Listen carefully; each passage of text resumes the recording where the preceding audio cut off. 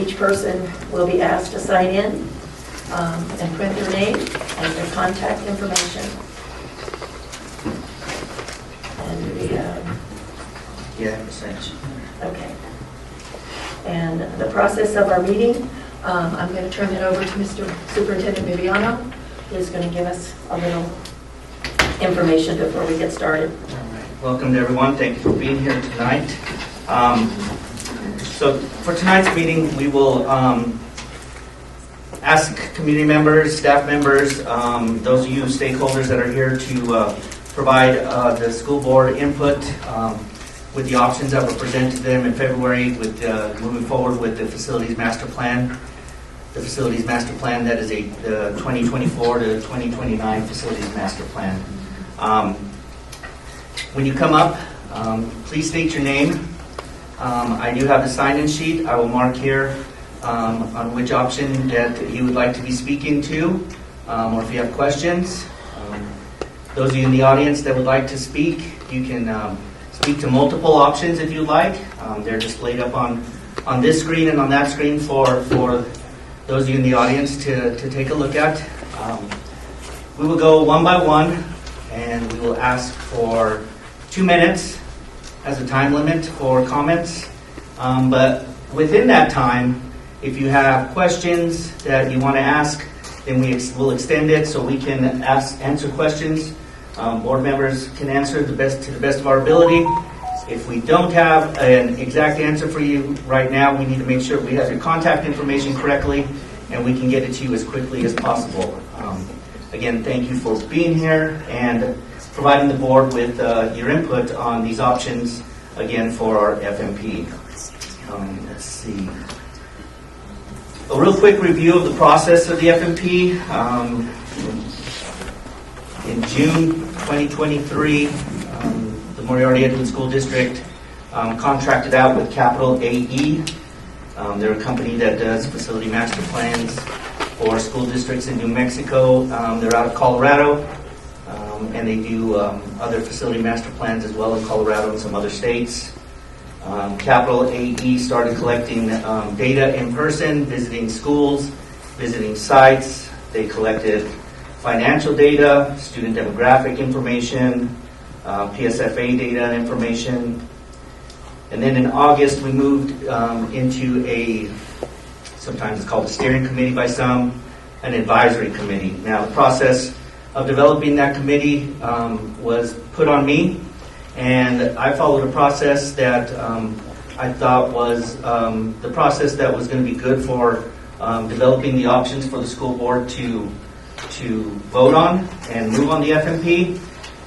It's a process that I looked back historically that the Moriarty Edgewood School District has used since 2006. In the FMP, the FMPs are developed every 5 years.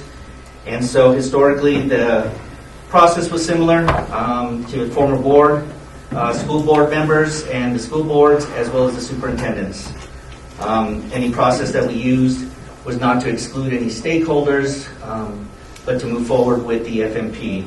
We started our meetings in August, and we had meeting number 1 on August 29th. All of our meetings were from 8 to 11:30, and they were held here at the MESD administrative offices. Meeting number 1 was a discussion of FMP committee member responsibilities, the FMP process. There was a presentation of changing trends in schools and the way the schools are built and what they look like across the country, and then key drivers of change, and start identifying some goals. In meeting number 2, which was September 28th, 2023, again from 8 to 11:30, there were some group exercises to look at some high-level scans of the data that Capital AE had collected, and kind of fine-tune the goals a little better. We talked about technology. We had an update on finances, including bond capacity moving forward. And then we looked at district enrollment and trends in building utilization. Meeting number 3 was November 2nd, 2023. We had a discussion about transportation, in particular the building and the lot and what some people refer to as the bus barns. We looked at that.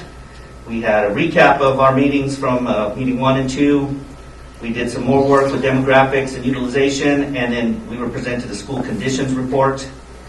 And then finally on meeting number 4, on December 5th, 2023, there were projects and costs discussed, tax rate impacts, moving forward with general obligation bonds, and then prioritizing projects for board recommendation and coming up with that list that's projected there. And then in the February school board meeting, the school board was presented with these options to consider moving forward with our FMP.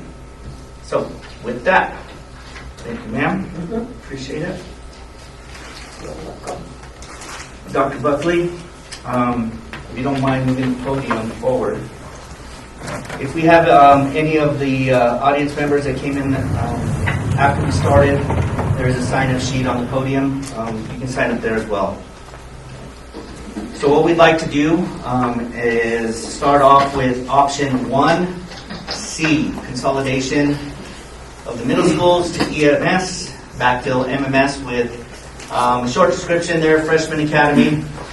If you look to the right in that cell, it says a full description.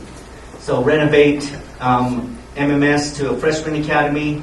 That does not include a renovation of the gym, but also could include CTE classes that are for the high school that's across the street from the Moriarty Middle School at this time. This would also include getting rid of some of our spaces that would not be needed at Moriarty High School. So that would be demolishing the old science building, demolish the vocational building, which are wings that are off of the high school, and consolidate our middle schoolers to Edgewood Middle School. This option was debated and came out based on utilization. The capacity of each of the buildings are at about 50% right now, as well as moving forward with any of the state funding that we might need to show the state that we were trying to utilize our buildings in the best way possible. So if at this time, if anyone would like to come up and provide the school board with any comments about option 1C or have any questions, I'm not going to call you up by your name because these are random, the sign-in sheets, but is anyone in the audience at this time like to speak to it? I have a question, if I may. Yes, sir. Come on up. Are we going to be confined to 2 minutes on one item when we want to talk about several different items, or? No, you can talk about different ones if you need to, sir. We're going to go one at a time to see if anyone wants to come up. So we can come back. You can come up multiple times. Multiple times. Yes, sir. Okay, thank you. Yes, sir. Sorry if I wasn't clear with that at the beginning. Yes, sir. Would you prefer I approach the podium, Superintendent? Well, whatever you're comfortable with. Wow, okay. So I have a few questions. My name is Nathaniel Ashbaugh. I've been a resident of the Township of Edgewood since June of last year. I moved to Edgewood because I really wanted my family, including my daughter, to be raised in a town such as this. And I spoke at last board meeting, and I appreciate you hearing me out on that. Regarding the item 1C, the development of the Freshman Academy, I just have a few questions. Number one was, am I to understand that that I have heard correctly that the consolidation, or that the students from Moriarty Middle School being consolidated to Edgewood Middle School would mean that not just freshmen, but 8th grade would also take over that building? Would it be 8th and 9th grade that would be utilizing Moriarty Middle School? Does anyone know? So the conversations were to consolidate the 6th, 7th, and 8th graders from Moriarty Middle School and Edgewood Middle School into the Edgewood Middle School building, and then having Freshman Academy classes across the street, yeah. I just wanted to clarify that for the record. There were a few members present here in the audience that were under the impression, and I didn't know, so I wanted to ask that it was going to be 8th and 9th grade. It is going to be just 9th grade, is that correct, sir? Yes, sir. Right. So, speaking to that particular point, I will reiterate the point I made about the Freshman Academy at the last board meeting. I have taught in the Gadsden School District, the Los Alamos School District, the Raton School District, and the Santa Rosa School District. All with what I believe to be similar numbers is what we're looking for, is what we're looking at as far as enrollment in Moriarty Edgewood. In every single one of those places where the freshman academy was attempted, it created a decrease in enrollment, a decrease in morale, and it decimated the extracurricular activities, including the athletics. But most decimated were the arts programs. So I have a petition with me that I began earlier today that already has 17 signatures. I'm going to keep working on it, of people that oppose the implementation of a freshman academy when you have enough space at Moriarty High School. If you want to get the freshmen less distracted, just find a building for them. Sure. But let's not move into their own site and further complicate logistical issues. Also having to do with item 1C, that consolidation of all the middle schoolers to Edgewood provides, as was stated before, such a logistical issue for the transportation department within MESD, which is already under strain, as well as it will put strain on the parents who are trying to get their students to continue in any sort of extracurricular activity, particularly for the ones who have to ride the buses.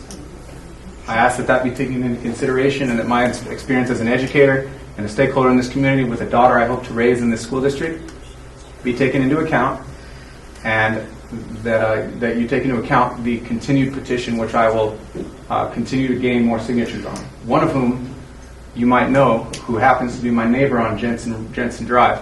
Her name is Ms. Ora Jensen. She provided several years of service to the Moriarty Edgewood School District in the Special Education Department, and she is one who signed my petition today. Thank you. Thank you. Thank you, Ms. Asma. And if anyone wants to sign it before you leave, catch me.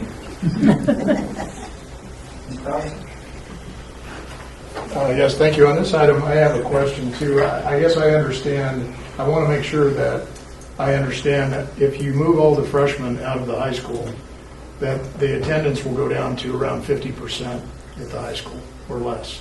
And also that it requires busing, which I understand there have been issues with getting kids to school. They've been missing school, missing days because of the bus strain already.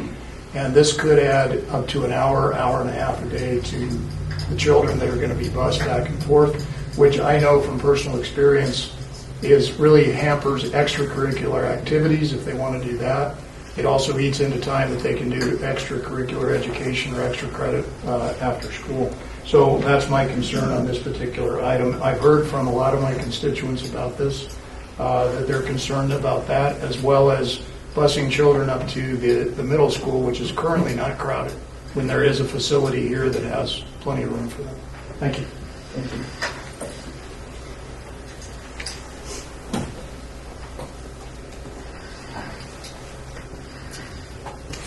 I have a question as to how many freshmen are currently going to be affected by this. Are we talking 100, 500, 30? How many freshmen are you anticipating being impacted by this? I don't think they want to be. Sorry, can you tell us your name real quick, please? Oh, Sherry Abraham. I'm sorry. No, you're good.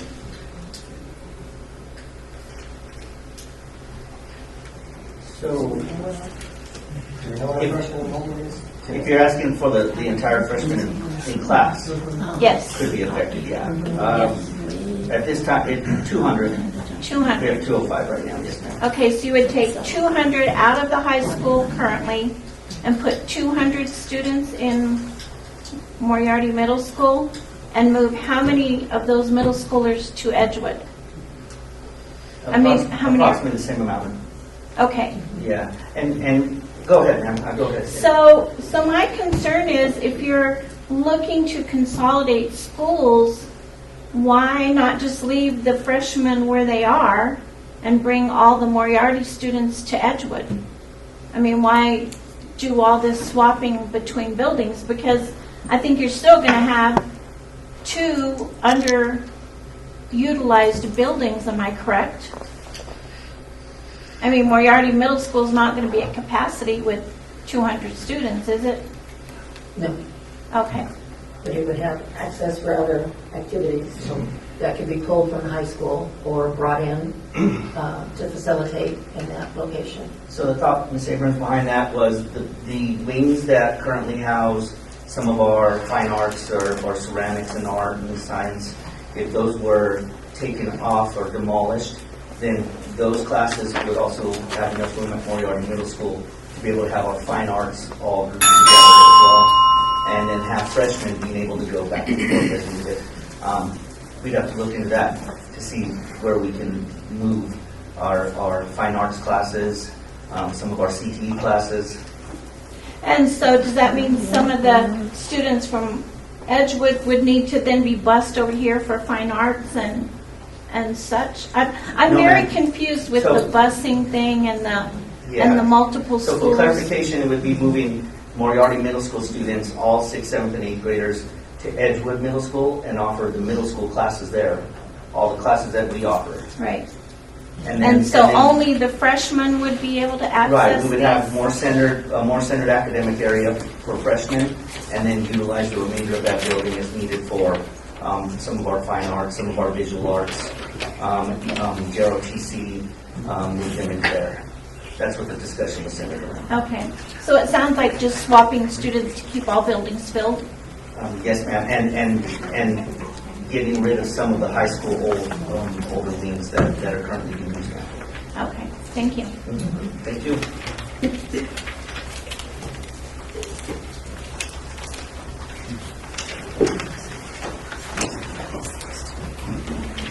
Okay, trying to follow along.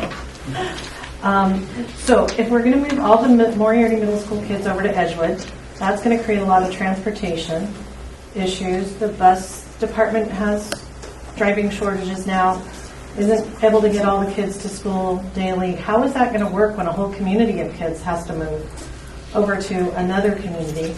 Have you considered the impact of having older siblings not near their younger siblings, which is often the case for elementary school and middle school kids?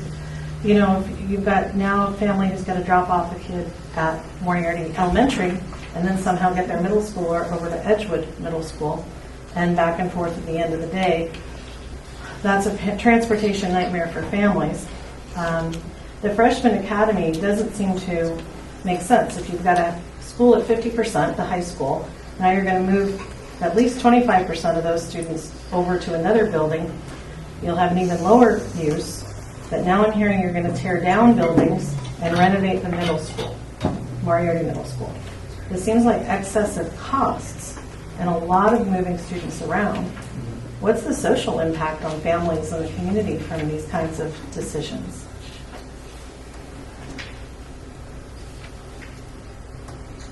Not to mention, when you get down to both communities suffering a lot more wear and tear on their roads, transportation time.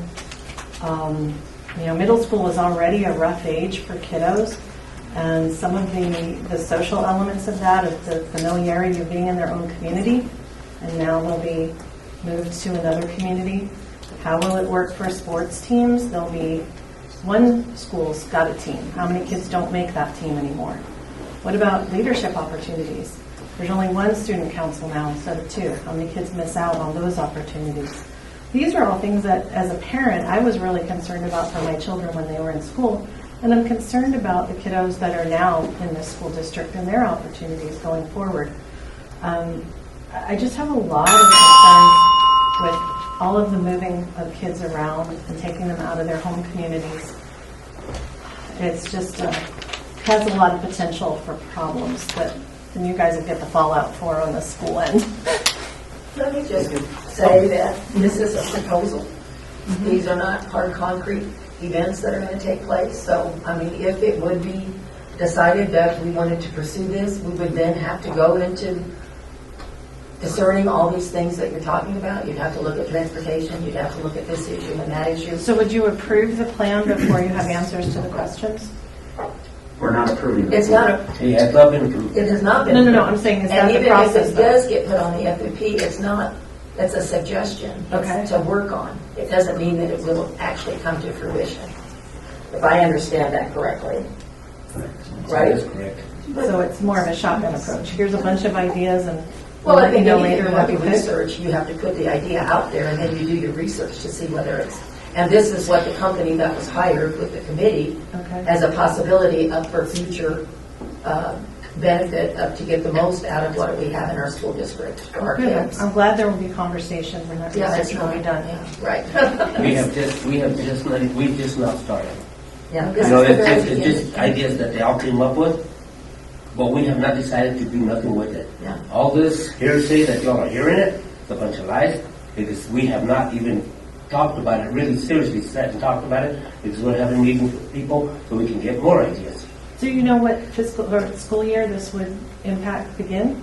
These It's a things? 5-year window. Yes. It's a 5-year window. So it could be 4 years from now Could be before 4 it years. starts? It could be, honestly, it could be on this plan and on the next one and still not happening. Right.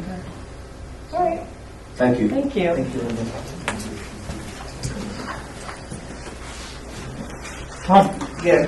And just for everyone in general, can you remember just to state your name for the members of the board that may not know you? Yep, thank you.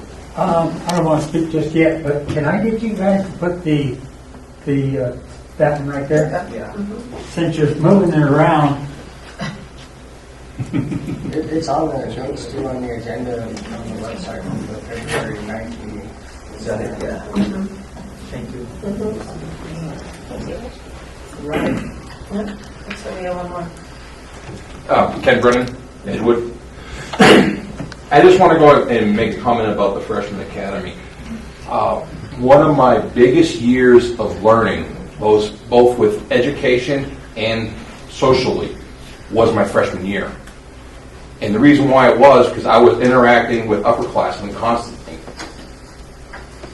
To take that away, you are going to be degrading their social growth. That freshman year is for those freshmen coming in. That is their time to start interacting with older kids because now they just came out of middle school that they were the top dog. Now they're at the bottom of the totem pole again. But that year is a prime time to start interacting with others, not just for education, but for the arts, for the sports.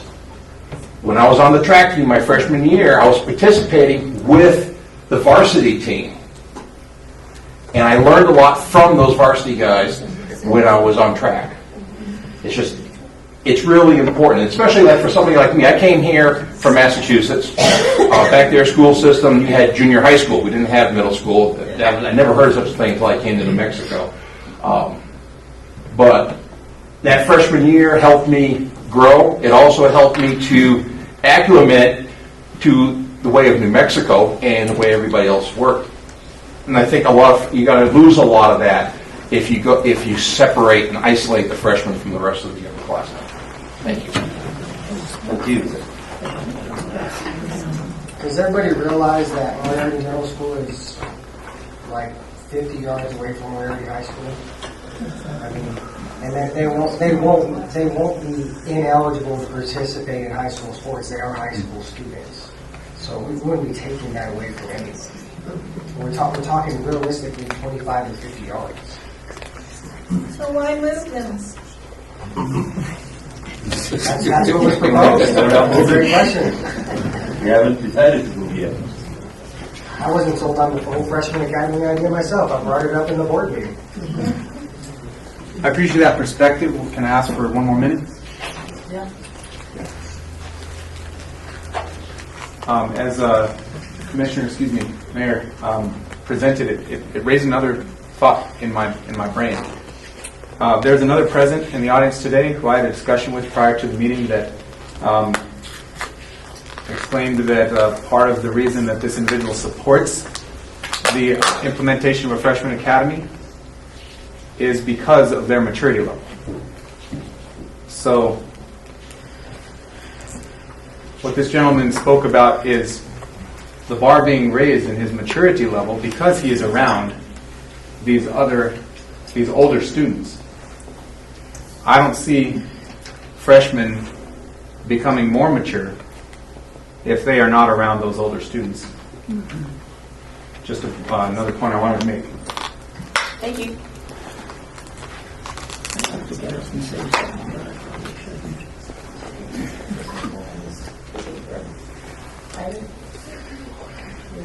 Is there any more discussion or questions on this particular item?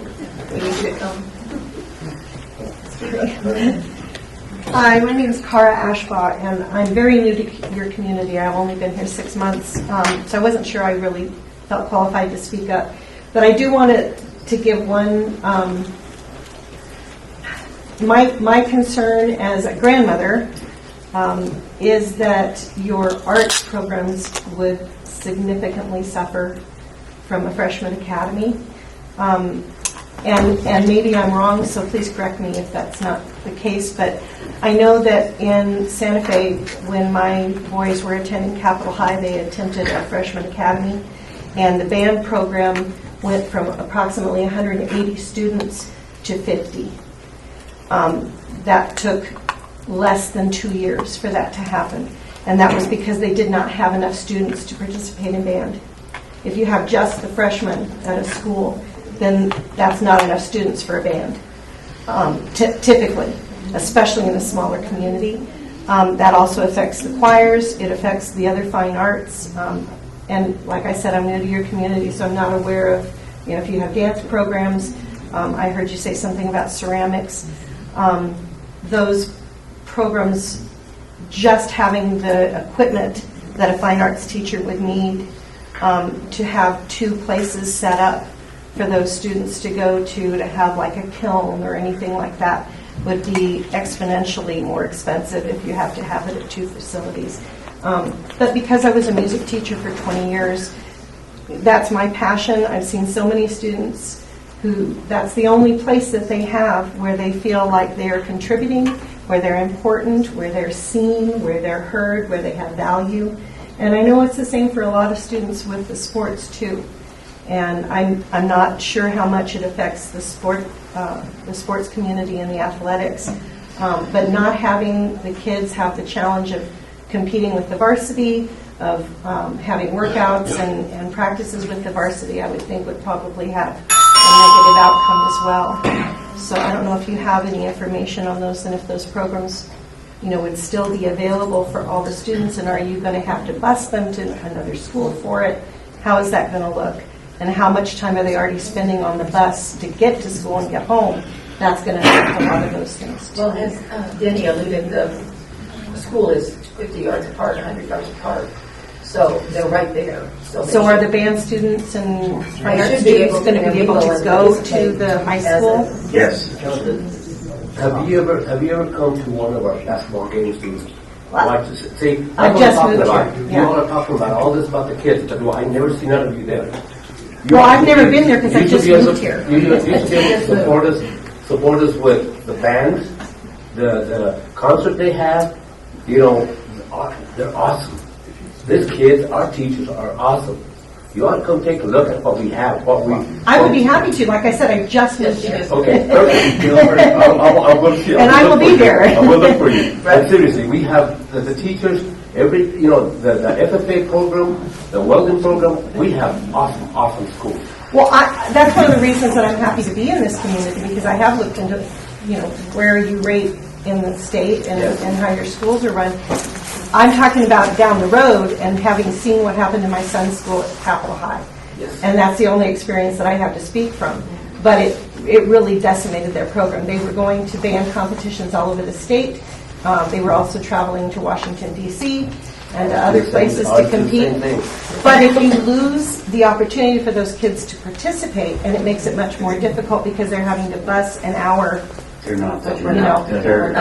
They're never going to lose that program. They're going to say it's only right across the street. Hello again, everybody. This is my mom. I'm going to interject here because the main reason, I understand, Mr. Young, that the facilities are very close in proximity. Yes. But the main reason that the concept of the freshman academy decimates those programs still holds water.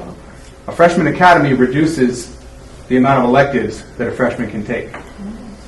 That's in my experience, that's what's happened. And so if that's not the case, then I will abstain. But Ashbaugh? yes, Ashbaugh. Yeah, so the conversations to start backward planning would still that the students have full access to all everything that the high school has and have a place for them to make their own, especially with core academics, and all other activities are available to them, including if they were in ceramics, would be with sophomores, juniors, or seniors, Okay. stuff like that. Yeah. Well, it's good to know the that point of potential. clarification even more. So, That's, yes, thank you. I Thank you. appreciate you clarifying that. Thank you. Thank you.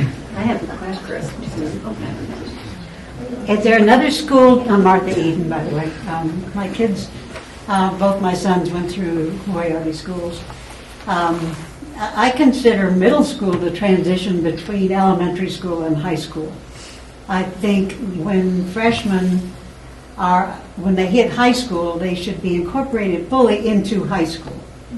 They should be involved in sports, they should be involved in the theater, they should be allowed to do electives that include upperclassmen. If they're smart enough to do it, to be in classes with upperclassmen, they should be able to take them. They should not be just kept in like a mushroom in the dark and, or, you know what, I don't know. I think they really should participate fully in high school. Is there any other school doing this now that you know of that is a phenomenal success? Is there a reason you picked this? Hello? It hasn't been picked.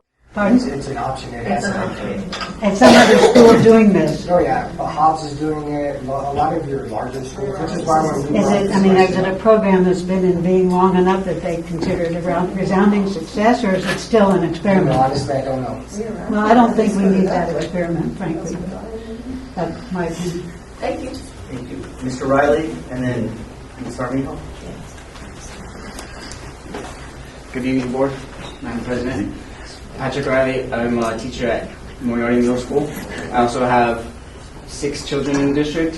4 will be entering middle school in the next few years, so pretty invested in this decision, if you will. One of the things or some positive stuff that I think could come from this is being on staff at both Edgewood Middle School and Moriarty Middle School now for 11 years. I've seen a divide between, right, of Edgewood kids, Moriarty kids, and being on both staffs, I've seen that both staffs and students think that the other one has it better, right? And I think that combining that could eliminate some of that and kind of bring some of that together also. Also in sports, I coached for 9 years. Seen a steady decline in numbers, and possibly combining the middle schools would, I think, have the impact of increasing those numbers, right? And then you have larger pools to pull from for not just sports, but also other extracurricular activities, so on and so forth. Thank you.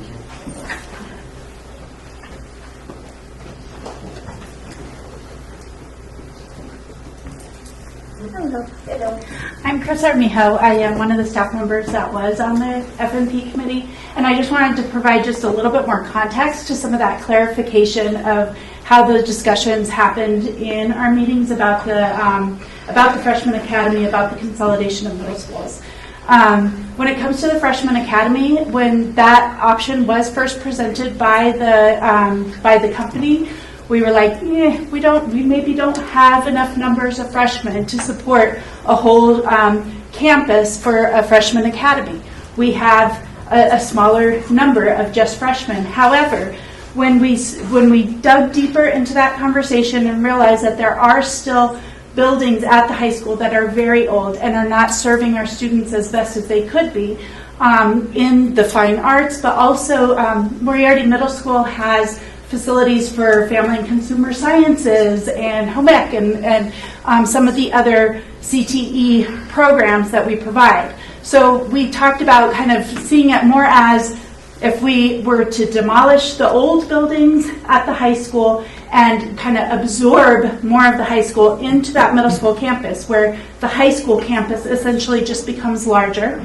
And the Freshman Academy really just means that the core subjects, ELA, Math, Science, and Social Studies, would be at the middle school campus, that part of the campus in a cluster for 9th graders. So for core subjects, they're together, kind of learning what high school means in that setting. But yes, there would be other classes also offered in that same building, as well as the building just a few hops away, that they would be intermingling with upperclassmen across all.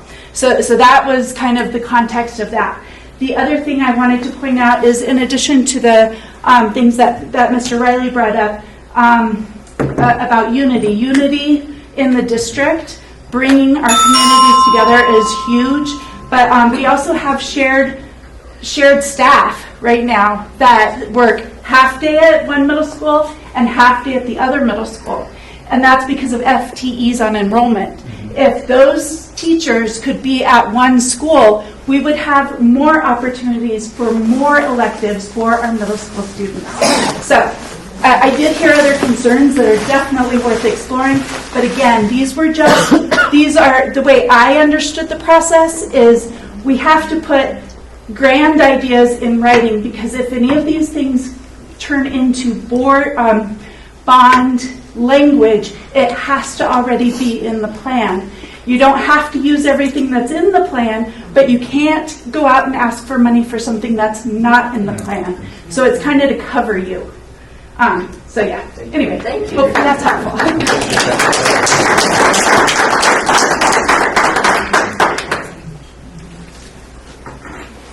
Okay.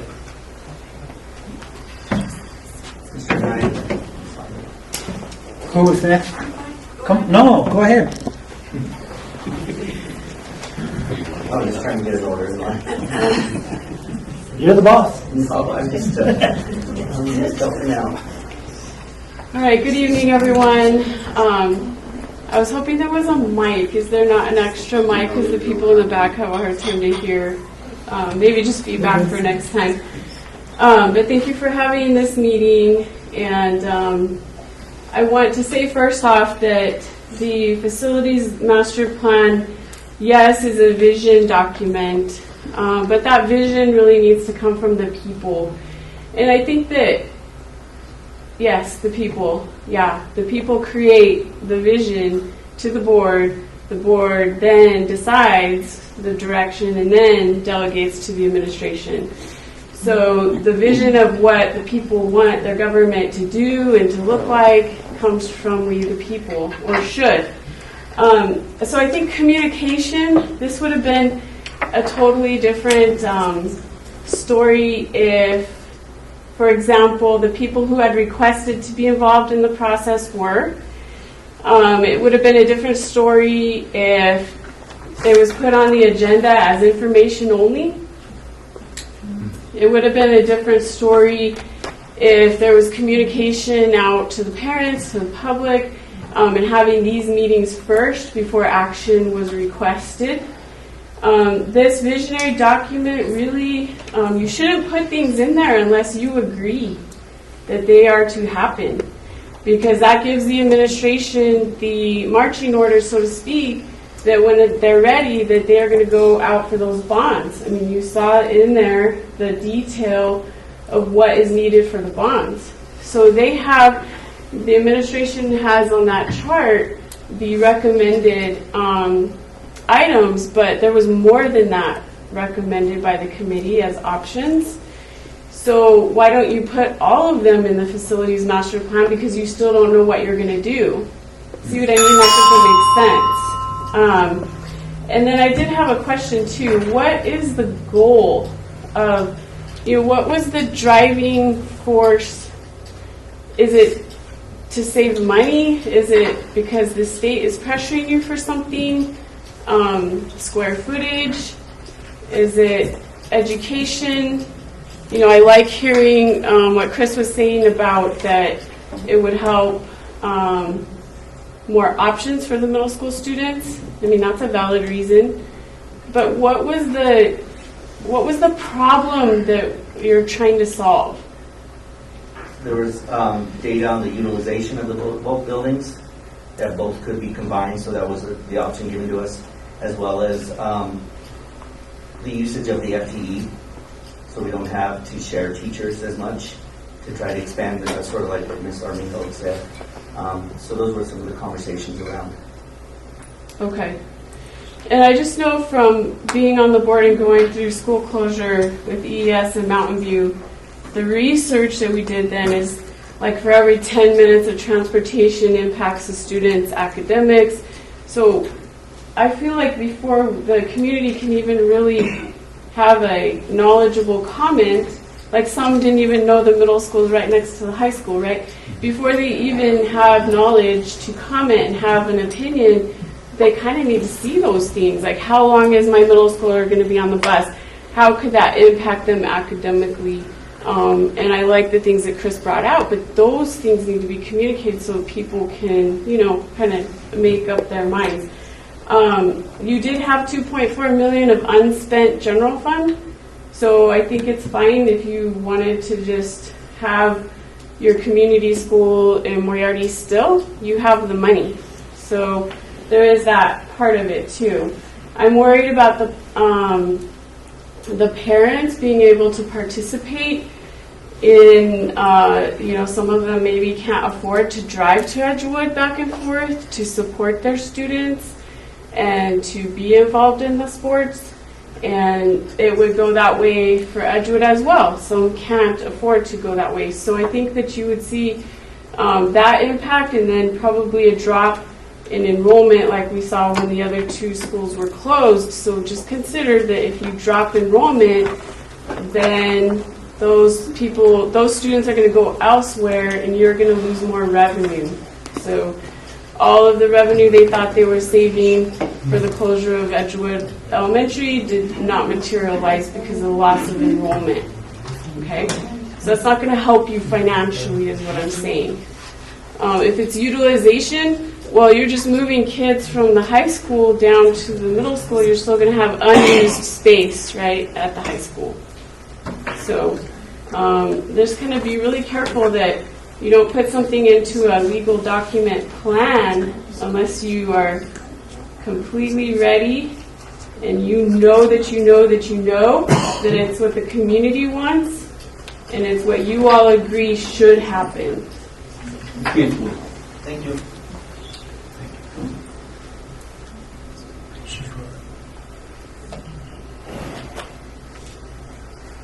Is there another hand? I'm going to say something.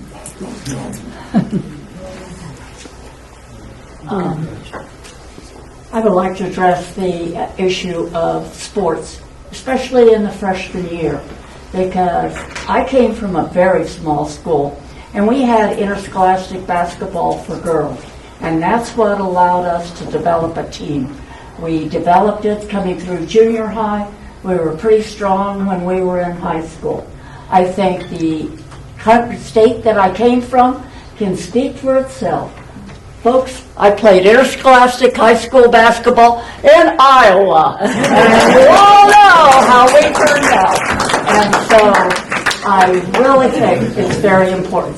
And those girls, I can speak to them more, to them, how important that is.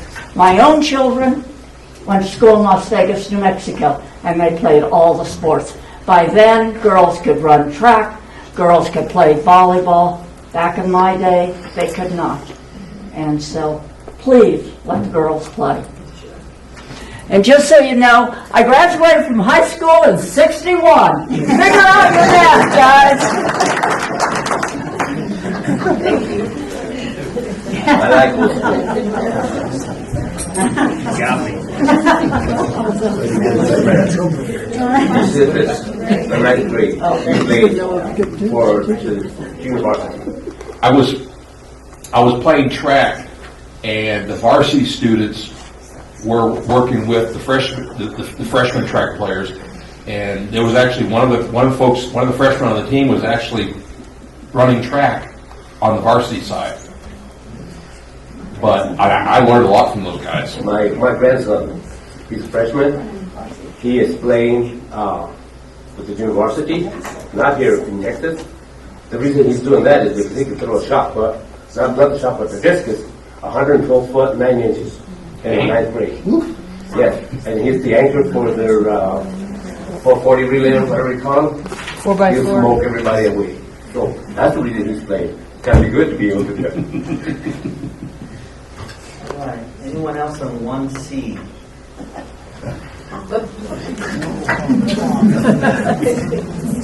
Oh, give me a chance. Give me a chance here. So I appreciate the perspective from everybody here. Those of you who've shared. I feel like I've become much more educated on the matter about the Freshman Academy. Our last speaker, I believe, made a really valid point, and I do not envy the position of each of you with the decision you have to make. Okay, but I agree with the fact that the vision should come from the people. In the future, maybe the title of a document such as this should be the Facilities Master Plan Proposal rather than the plan, period. I think that what we have here is a failure to communicate. Okay? I think that a lot of this looks official. I think it looks like, okay, this is what's happening. This is what we want to do. It doesn't advertise, we need the local input, which we are getting here today. I think a lot of us came here today with different ideas, different mentalities, maybe pitted against each other from different conversations, the rumor mill, etc. And I think we have a lot more common ground now, and an understanding of what the motivations were and the reasoning behind the board trying to see what the community thinks about this proposal. I'll wrap that up by saying that the most valid point I think that was made by the madam who spoke before me is that the whole idea that all this came about is because of the drop in enrollment and because you need to liquidate some of your square footage in order to continue to receive the state funding. Is that correct? Part of the proposal. Part of it?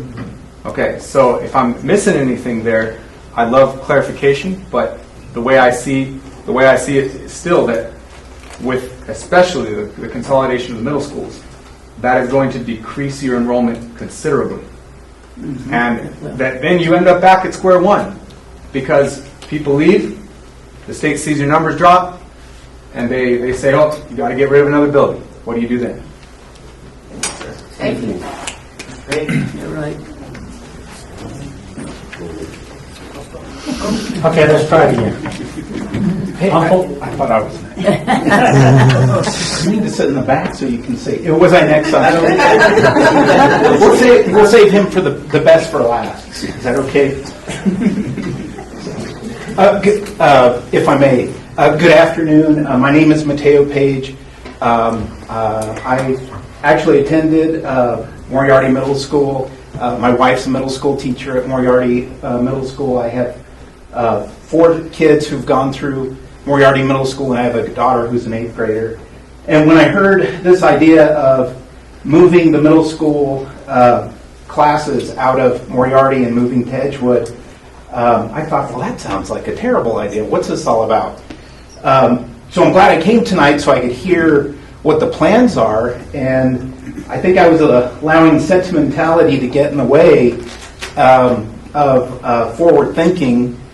But now that I hear what the plans are, or what the plans possibly are, I want to thank the administration and the board for the forward thinking, because this actually is an intriguing idea, because we have, and maybe many people haven't been there, but we have a state-of-the-art middle school in Moriarty.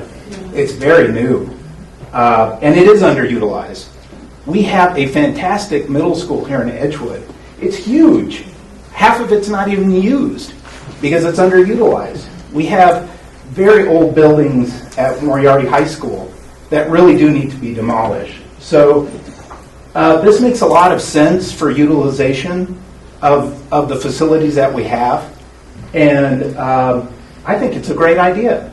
I would also mention, because a lot of people may not realize this, but in the early 90s when I went to middle school, there was no Edgewood Middle School.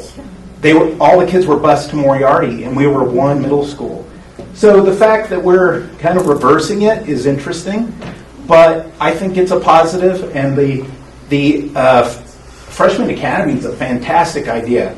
More support that we can give freshmen is fantastic. So thank you for your forward thinking. Only you, Mr. Nye, no one else right now. No, I'm going to wait and see. Everyone back. Get up. You guys, I'm Philando Nye again for the 4th time. You all understand why I like to be last. Is because I don't envy you guys. I don't. I've been there. I did that. I've done that. this items that you have on the board, those are true documents. They're working documents. They're not ideas. They're in black and white. So the ideas that you guys or somebody else came up with, those are real. And you're asking people from both communities, both Edgewood and Moriarty, to come and give you ideas about them now is kind of a shocker when there's so much animosity going on between the two schools, between the two towns. That needs to stop, and I've said this once, I've said it 100 times. I was one of the first board members when we district the Moriarty Edgewood.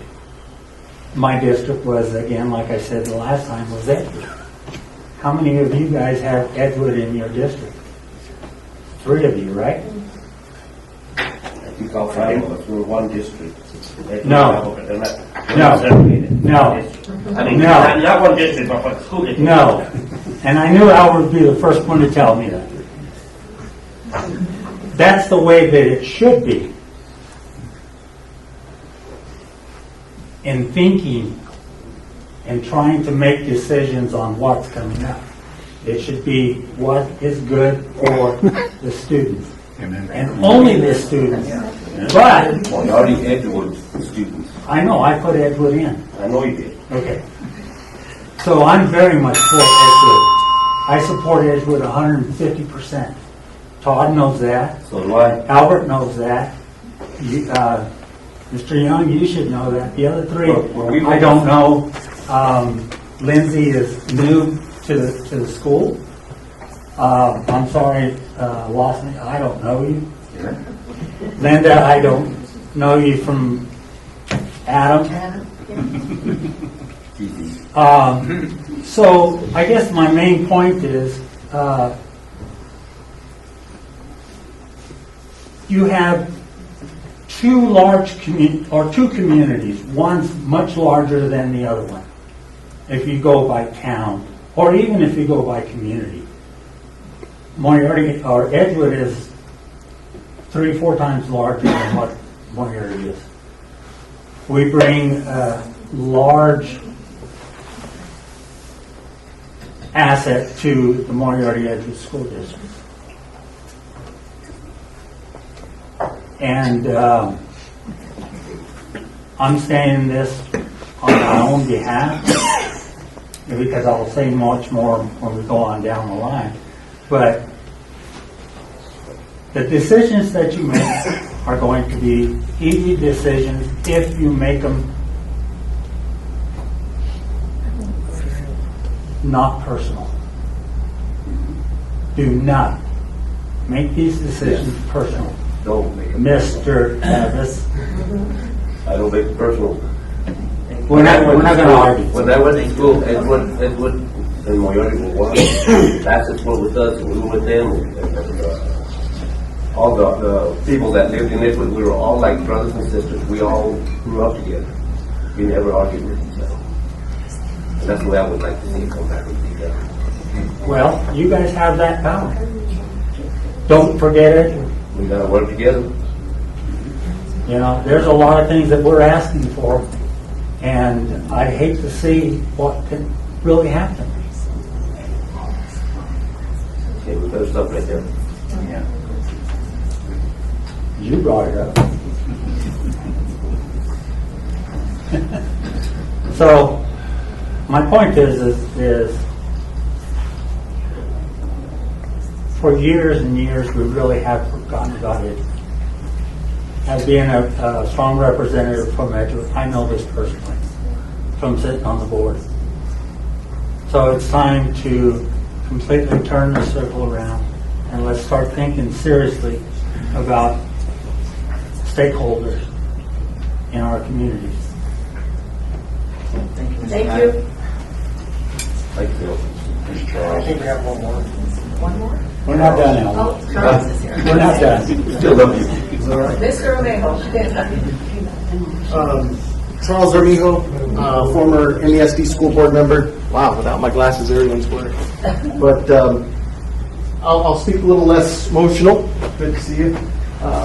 And just a little bit more on the FMP process.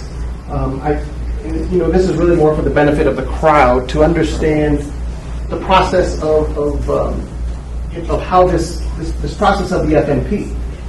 And so this is not very emotional. This is just to help move this meeting forward a little bit more, in that it's conducted by a third-party facilitator. They know that. And so, this third-party facilitator is an unbiased facilitator that looks at many things. One of the main things they look at is demographics, population trends, to see how the community might look 1 year from now, 5 years from now, and then they even do some long-range forecasting of 10 years.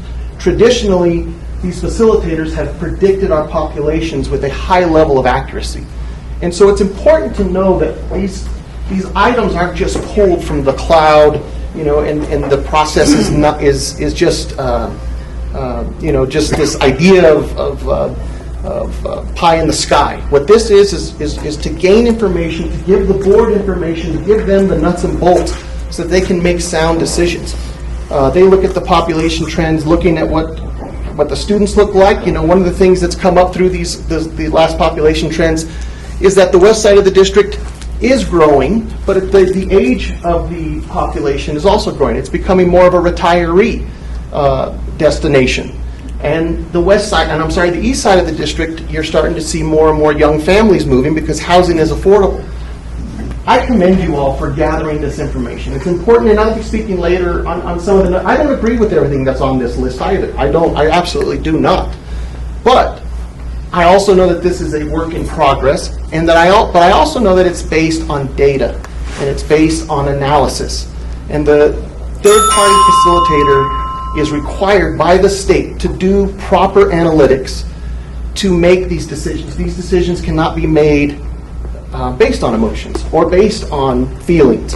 It is about adequately spending money, and this is where I will turn to you, the board.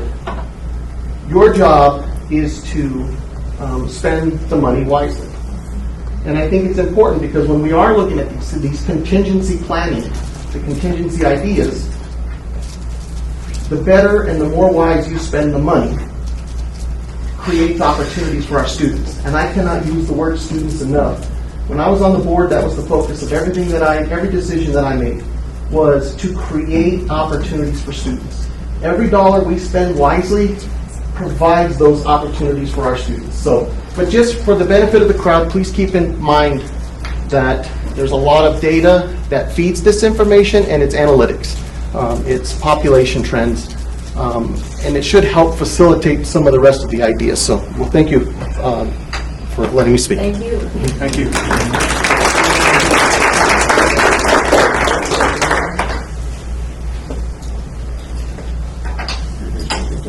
All right, we will move to option 2, demolish old and unused buildings at MHS, in particular the demolition of what is called the old wood shop that was built in 1964 and has been vacant since the Kate Center was established, our Career and Technical Education Center that houses our dual credit welding, our demolish old and unused buildings at MHS, in particular the demolition of what is called the old wood shop that was built in 1964 and has been vacant since the Kate Center was established, our Career and Technical Education Center that houses our dual credit welding, our dual credit carpentry, and our auto shop. That used to be the facility that was in place, and it's primarily just storage for Mr. Ritchie right now. But anyone have any comments or questions for the board in taking down, demolishing this old, what's called the old wood shop? It's on the south side of the main building. My name is Jerry Powers, and I do have a question. I know there's been a lot of my constituents who have talked about the desirability of trade schools, and not everybody wants to go to college. Kids need a chance to succeed and get the training in whatever field they feel like they want to pursue. So I'm wondering, since these are all those kind of facilities, is there anything left in the way of vocational training and facilities if you knock these down? Yeah, he just said that the only thing that was going to be knocked down was the old wood shop. They still have the case center that does the auto shop, the woodworking, the welding, which we just had a couple out-of-town people come in and do a big presentation and everything, and they're actually bringing in the computer lab and everything like that. It is designated just for trades. So the wood shop is the only thing that's going to be demolished? There's a new wood shop. There's an a old whole wood shop. brand new building, state-of-the-art wood shop. I couldn't understand. That's the old wood shop. Yeah. There is It's a green steel building without metal. It was built years ago. But you need to come and see what we have. Well, I'm just asking you, there is a new wood shop? I want you that to was what come I visit the school so you can understand what we have. There's a state-of-the-art one. They have all brand new stuff, and it's an amazing teacher. I got to spend the day It's there. amazing in there. About 3 years old now. A little older. Thank you, Mr. Powers.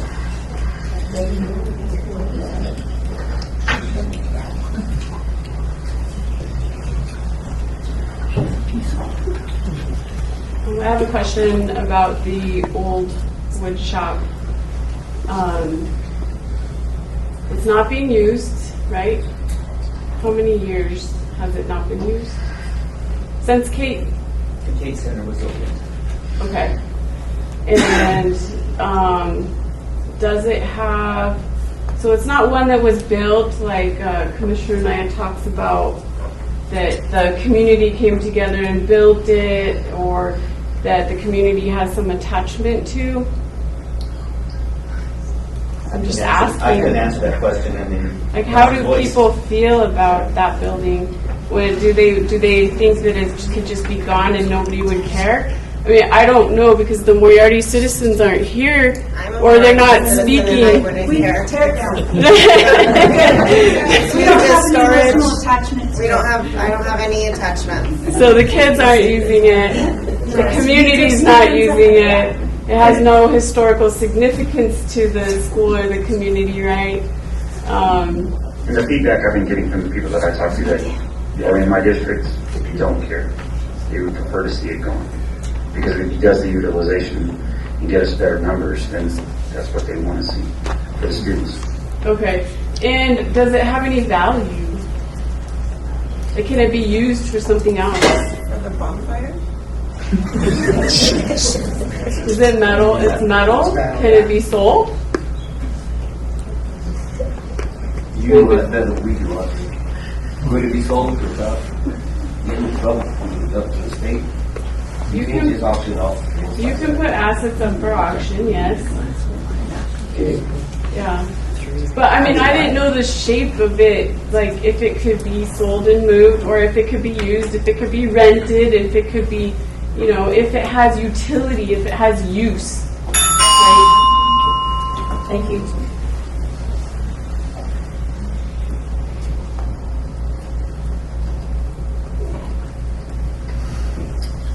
Move to option presented, option number 3, safety and security of all schools.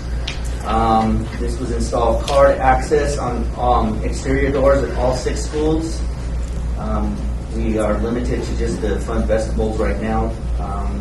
Install updated and put security alarms in all 6 schools, and updated and install camera systems in all 6 schools.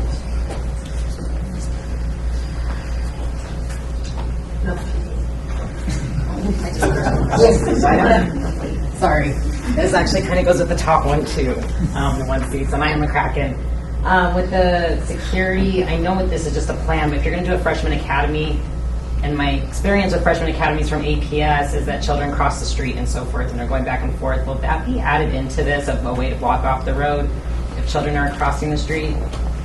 Would that be something brought up with the safety and security? It's going to be one of those things that we have to talk about because it is a major concern for us. Oh. He brought it up at the last meeting. Oh, did he? Oh. Yeah, so it was a major concern, but it is one of those things that we have to, if we decide to go with it, we go dig into it a little more. Right, okay. I was wondering if that was kind of included in that. It is. Children like to wander. Yes. Thank you. Thank you. Thank you very much.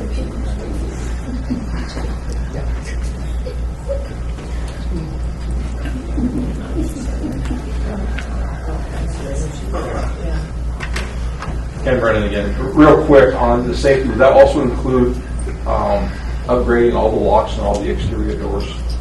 One of the mothers that came up to me in one of the elementary schools and said this, some of the exterior doors did not latch right, and they were actually given instructions on how to pull it tighter so it would close. Is that in the plan to upgrade those doors so they lock properly?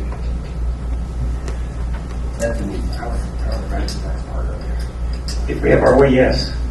Safety's always a concern. Security and safety is a number one. Yeah, I just want to make sure because she was very adamant about that when she was talking to me.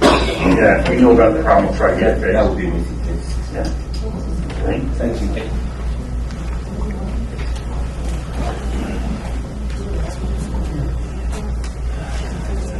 Just wanted to say I'm in favor of this item, but two caveats, just feedback I wanted to give. First, that always consider parents' rights and understand that it's, they should have access to their buildings, to their kids' schools' buildings. And so just I guess my request would be just be accommodating to parents being able to have access as well. And security is great.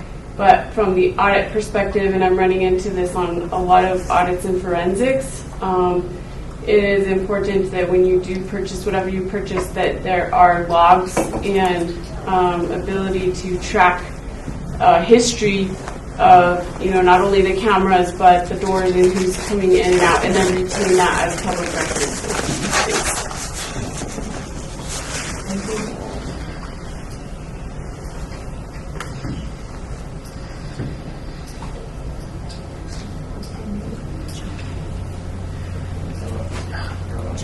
Can I speak on that? Just also one thing real Charles? I'm going to keep this under 2 minutes. We should probably start trying to adhere to that. But, Yes, we do need to tighten up on the 2-minute time limit, please. one thing I would suggest on that item is I'm thankful to see it in the FMP. I would say one of my biggest obstacles when I was on the board when it came to security items like security cameras really came because every time there was a tragedy in another community, people would get very emotional and legislators, politicians, everybody would promise money. And they kept promising this big pot of money that would come. And often, as a decision maker, you would hold and wait until that pot of money would come so that you could upgrade some of your systems. I will tell you, never hold your breath for that. The fact that it's on here and that it's something that our local community might look at funding themselves to support our students and supply the security for our students and our teachers, I think is great because I will tell you the feds, they rarely follow through on the emotions of following through with that money. So I'm happy to see it on the FMP. So thank you. Thank you.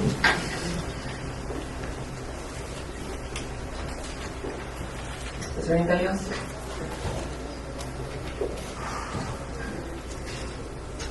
Okay, option presented 4A, Edgewood Middle School roof repair and HVAC replacements.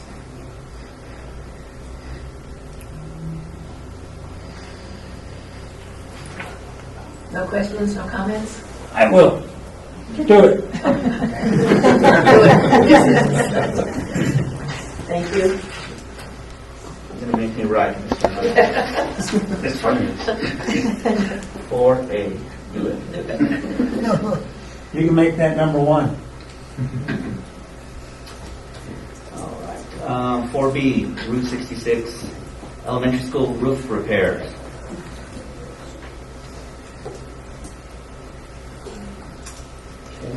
Ditto. Ditto, yeah. Superintendent, Madam Chair, members of the board, I was just hoping you could give a little context to the Route 66 situation that was in the presentation and maybe part of the consultant's considerations as to eventually consolidating into one Edgewood Elementary. Was there a you know, I know that was vaguely considered, you know, it was kind of thrown around. I know it's not in your final recommendations, but could you address that as to like what that timing would look like for a new Edgewood Elementary? And because if we were going to do that sooner rather than later, then do we need to put the investment into Route 66? Right. We've had those conversations. Do we invest the money now? Yeah. If there was conversations about developing a new school or creating a new school and consolidating, right? And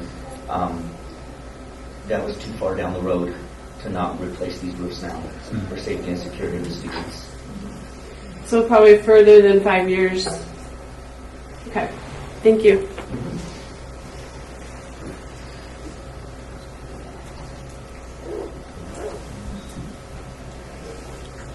I'll combine 4B, I guess, with 4C. Route 66 Elementary School HVAC replacements.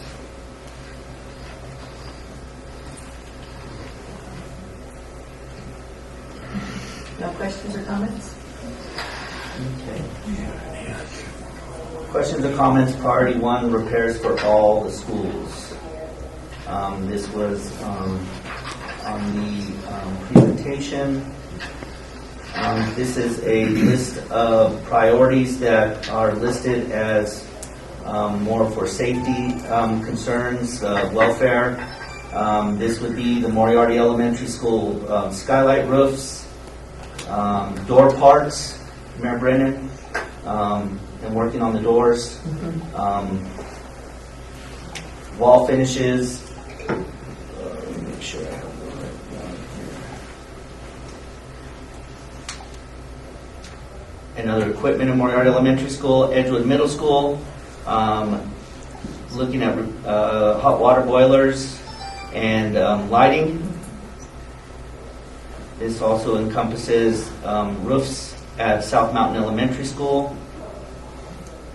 Joints are brittle, cracked, visible tears, so we will replace and fix those.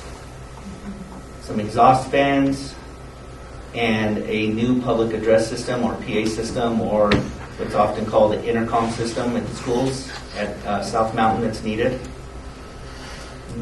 Playground equipment. Let's see, let me make sure.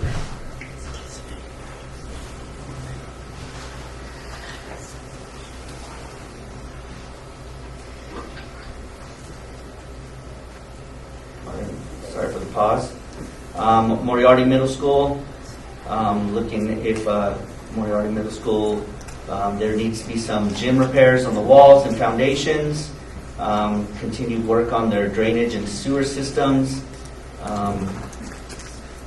Moriarty High School, some roof repairs. So those are all priority 1s. Those would be first things up on the list. The options that are listed, even though they're numbered 1 through 11, doesn't necessarily mean that number 1, the option that was spoken to, is the first thing to get done. Right? Okay. That's just the way it was listed because it was categorized in different ways. And so priority 1 repairs for all schools that are listed would be floating to the top to get those done as quickly as possible.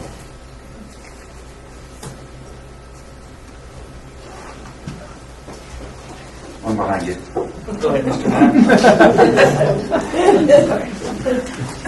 I didn't get up fast enough when you were still on Route 66, so this kind of applies to both of these, the prior one and the current one. But I noticed in reading the FMP that Route 66 was rated at 55 out of a scale of several hundred in its condition level.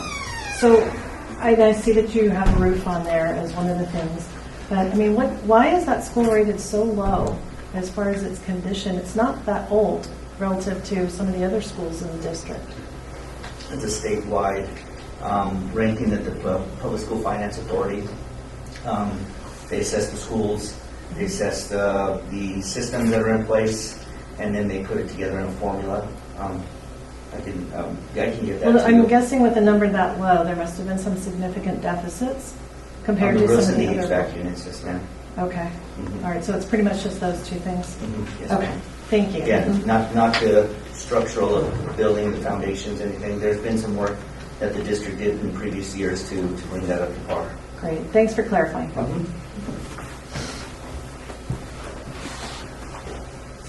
Nobody behind you. Mr. Knight. Philando and I again. Now, items like that is what needs to be taken care of, because if you don't take care of your assets, you're in, I won't say that. Your assets have to be taken care of. If you don't have the right climate control in the school buildings, students can't learn. And that's both heat and cold. If you don't have the plumbing working, same thing. You know, you can't have roofs leaking because the water, I know we're trying to conserve on water, but we don't want to keep it in the building like that. And then that causes a big issue with electrical. So when I sat on the board, that's one thing that we constantly talked about was maintenance. So I'm with you on that one. Thank you.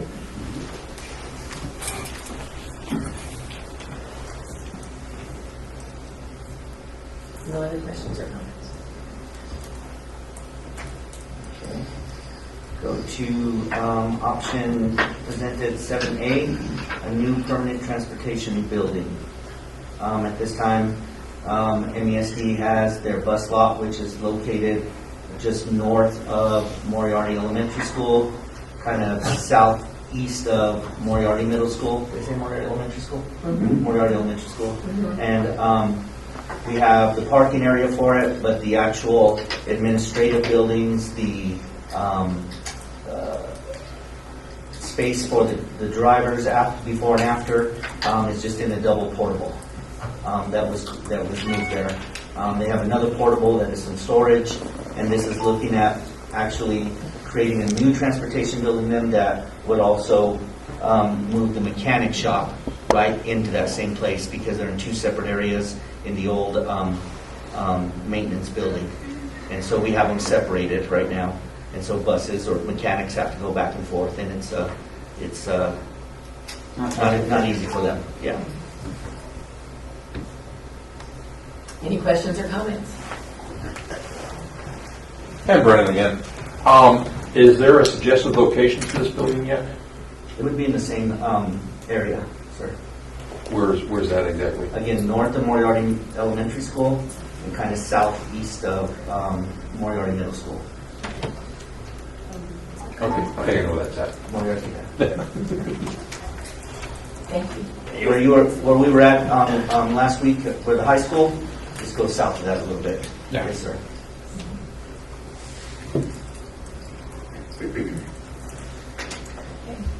No other questions or comments?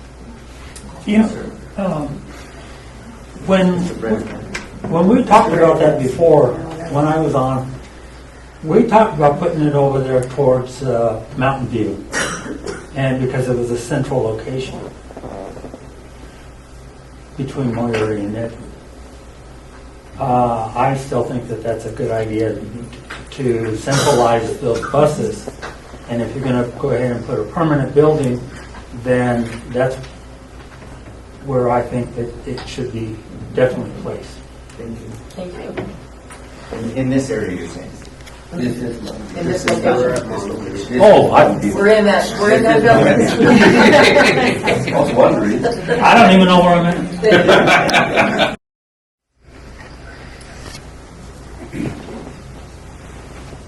Anyone else? Mr. Belly? Okay. 8E, demolish all buildings at Edgewood Elementary School site and design a new elementary school. So this is demolishing all buildings on Edgewood Elementary site and hire an architect just for designing to look at designs and conceptual designs for the possibility of a future new school.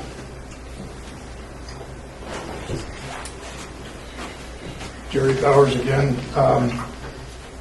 I was around in 2022 on the commission when the last board went before the PSCOC, the Capital Outlay Committee, to ask for money to demolish those buildings.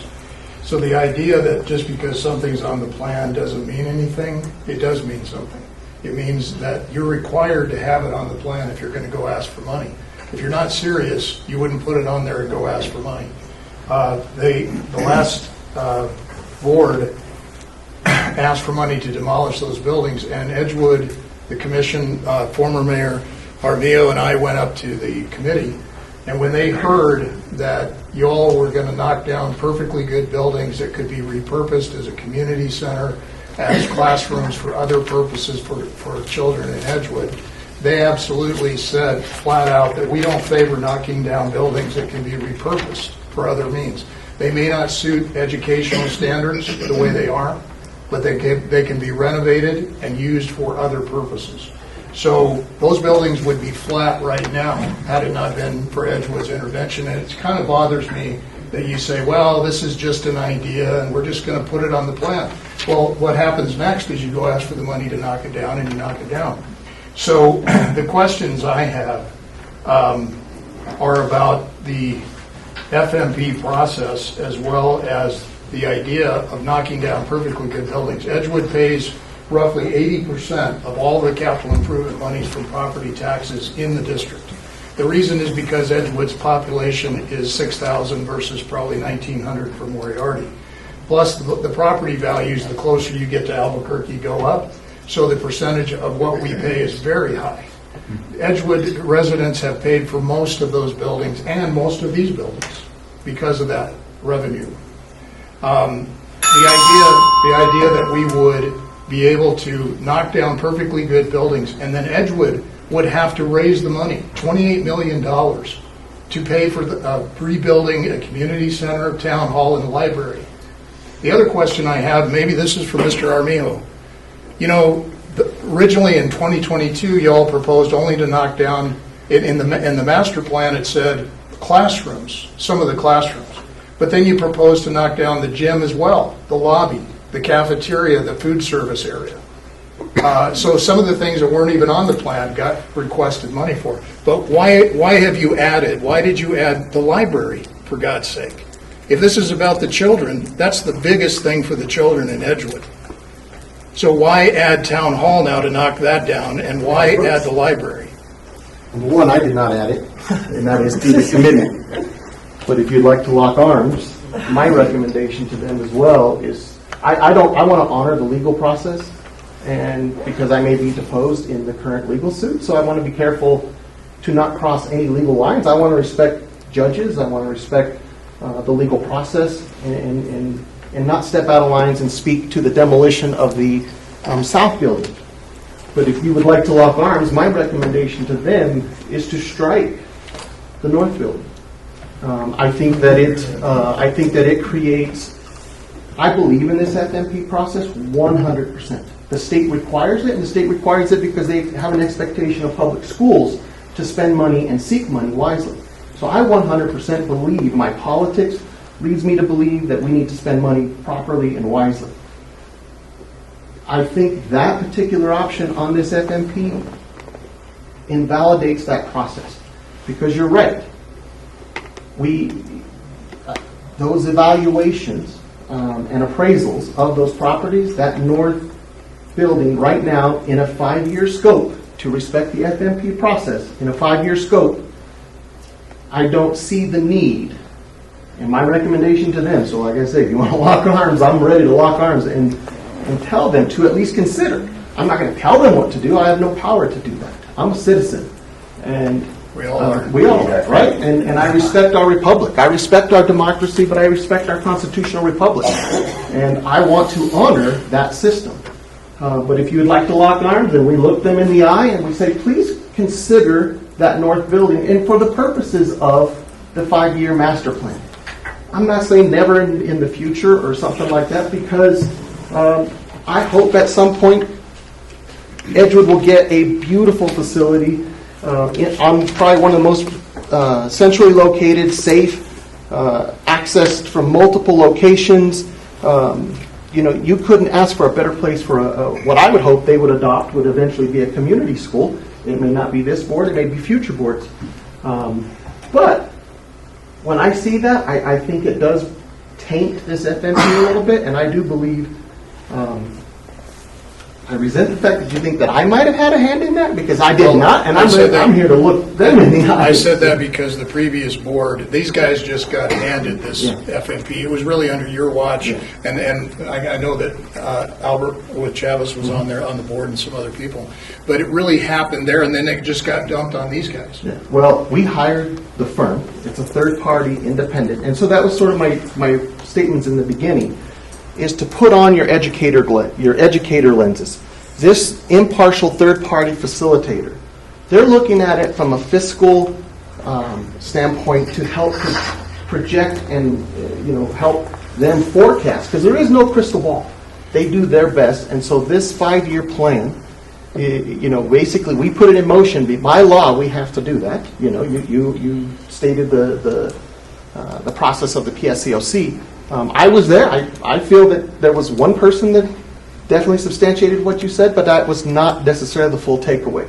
There was much more to that meeting, and so I don't agree 100% with your perception of it. Well, let's talk about fiscal, because that's what you're saying. So if you can get these buildings off the books, which will help the district because they're overbuilt, and give it to the town of Edgewood, which is normal to give. Where the county gave us a building for our fire department. It happens because, you know why? Because everybody in the county paid for those buildings. We paid for those buildings. How is it prudent fiscally to knock down perfectly good buildings?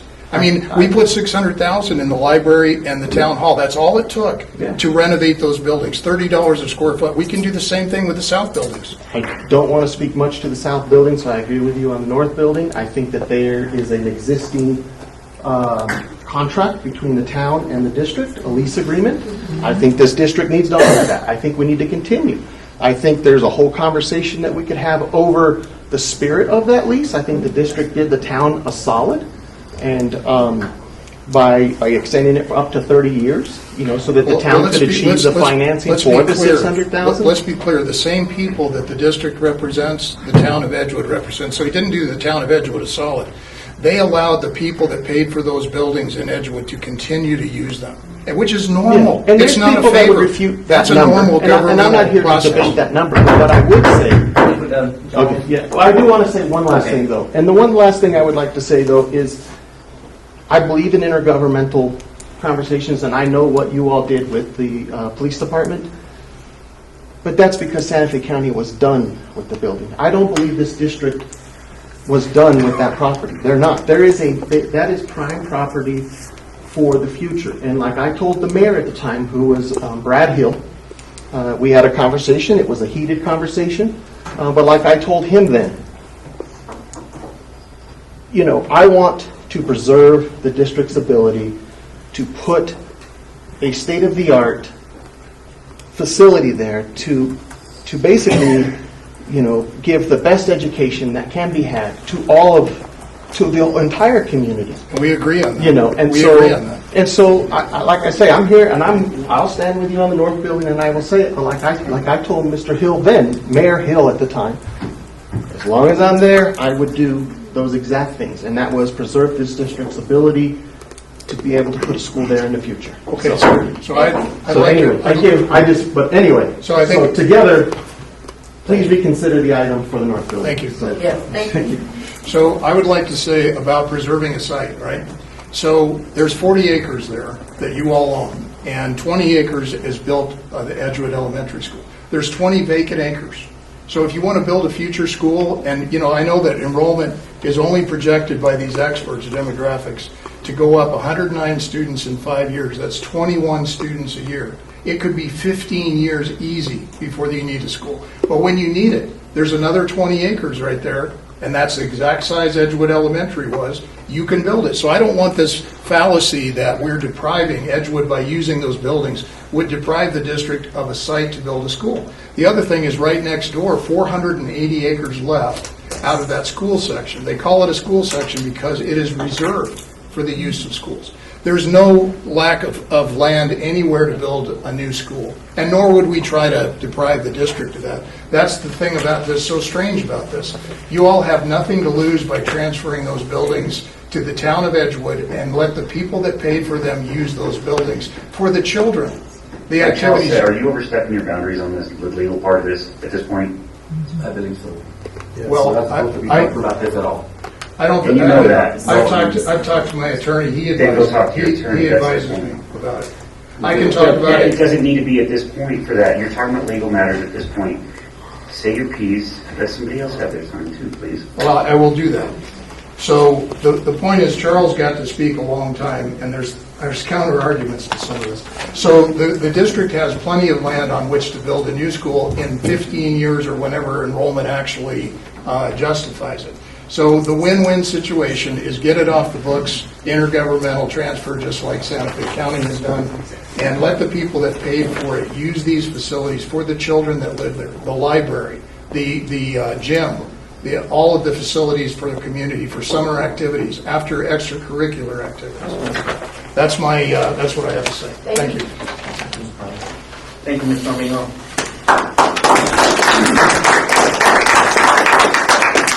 May I ask that you please keep your comments to 2 minutes? You can ask. We need to keep it We have moving. we do have one that asked before to, don't start again. Oh, yeah. Give Mr. and I their 2 minutes transfer, so. Okay. At least four. All right, you got 4 minutes? Yeah, thank you. Okay, thank you. Sorry about that. Charles, thank you for standing up for that. The North Building, like, I wished you'd have done that years ago.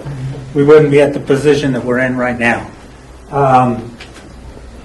To the rest of you, the school board members, the people that are representing Edgewood, I'm not asking you personally to help us. Salvage what is the people's building. People say that about the Capitol. It's the people's building. Well, anything that the state, anything that the taxes pay for belongs to the people. Okay?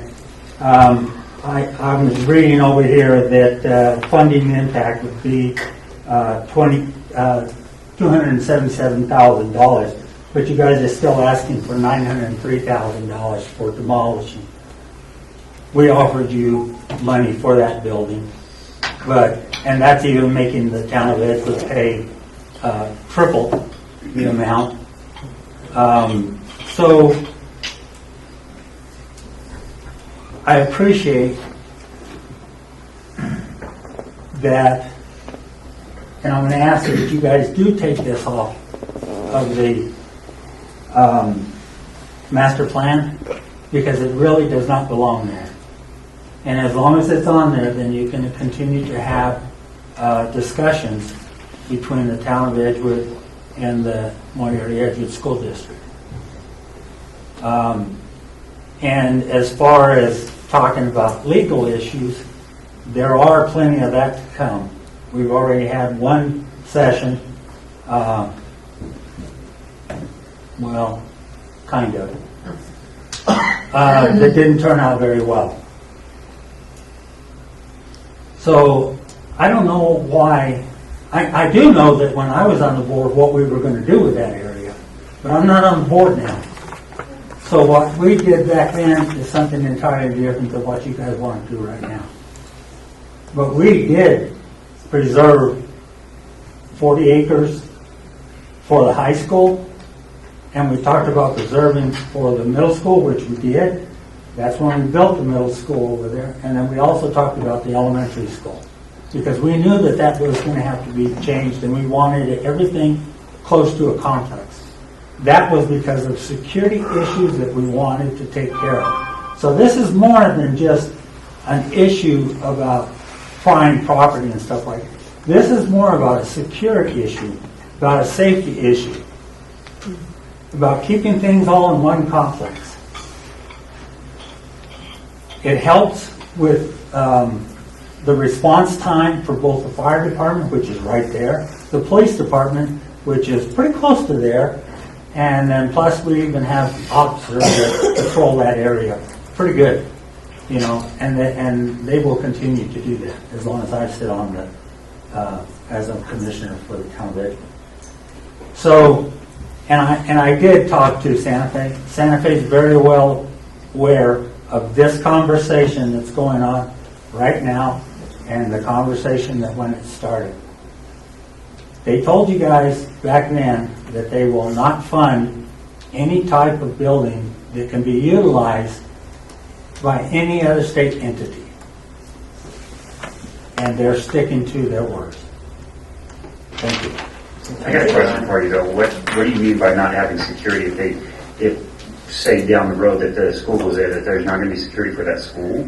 I didn't say that. But you implied it. I implied that there will be security. How, if you're already saying that the fire department's there and then the police department's there, that's a good thing for the school. I don't understand why you would transfer that. Well, it's because it's all in one complex. That doesn't make sense to me. Thank you. Thank you, Mr. Knapp. Yes, sir.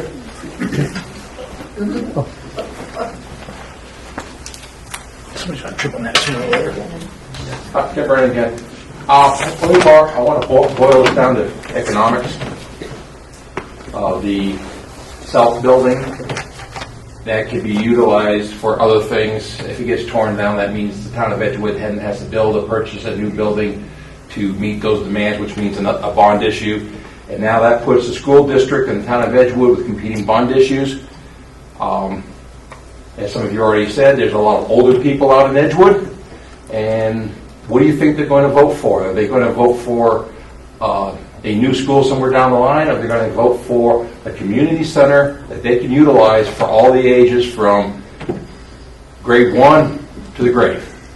So just keep the economics of that in mind. You don't want to have competing bond issues. I've seen it happen before in other towns. It's never a pretty thing. Thank you. Thank you. Thank you. Thank you. I'm Tom McGill. Congratulations on the new members of the board and the current members that have new positions on the board. I think this is an opportunity to make some changes to stop the direction that the previous poor decisions, poorly implemented, started. And then you're on a roller coaster now. This is a 5-year plan. You're going to be riding this thing out. So think about that. So it's all on you now.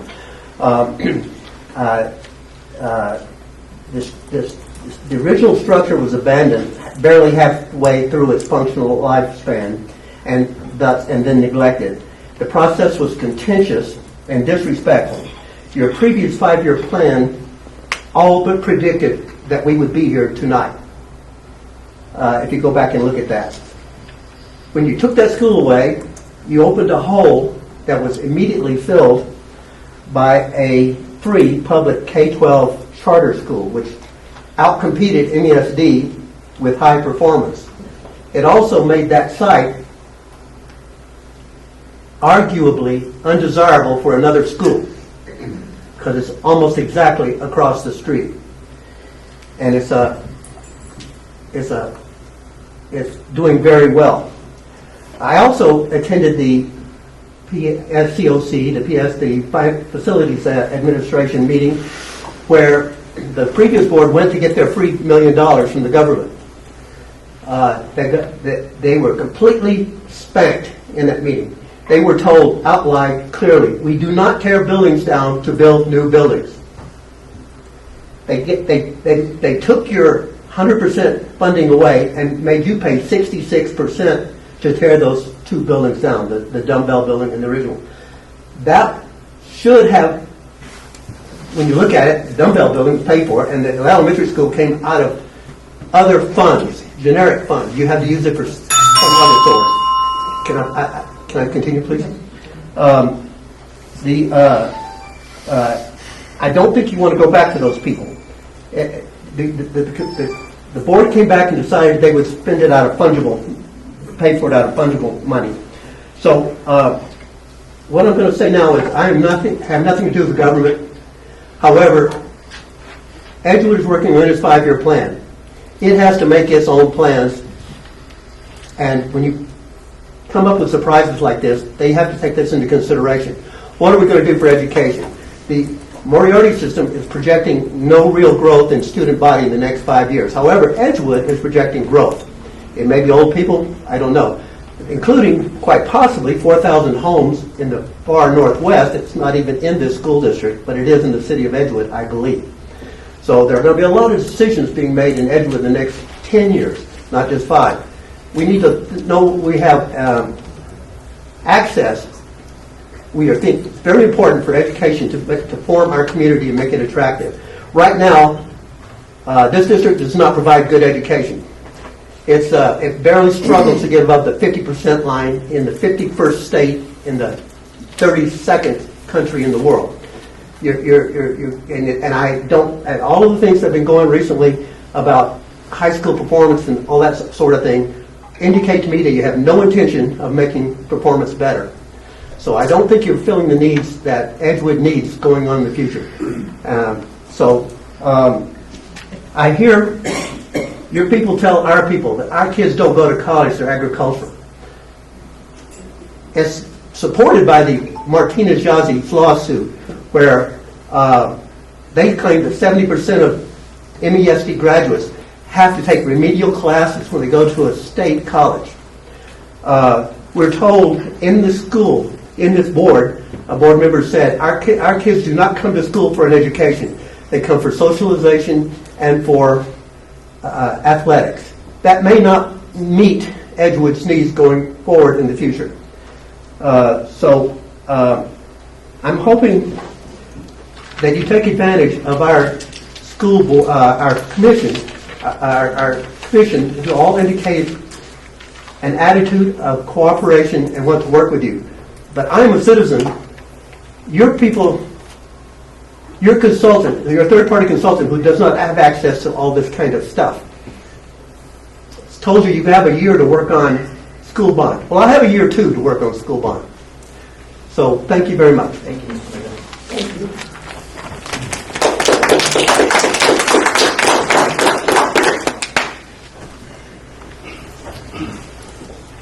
I'm Sherry Abraham again. I'm up here to ask you respectfully, please remove tearing down the Edgewood complex. You guys have built a brand new state-of-the-art other centers before you've torn down your old ones. Some of those buildings have needed to be torn down for 20 years. What is the rush to tear down the building that sits in the middle of Edgewood that's currently being used by the town citizens as their community center, their library, all their things? I'm just asking you, please. You said you're asking for money because within the next 5 years you need to fix Route 66. You're planning on keeping that for 5 more years. You're not going to build something new. Save the money that you are possibly going to be asking for to do other things. Build your transportation building. Put security that the students need. But please, don't just tear this down because you can. Reuse it for as long as it's useful until you need a school there. That's all, as a citizen, I'm asking. Don't tear it down before you have to. Thank you. Thank you.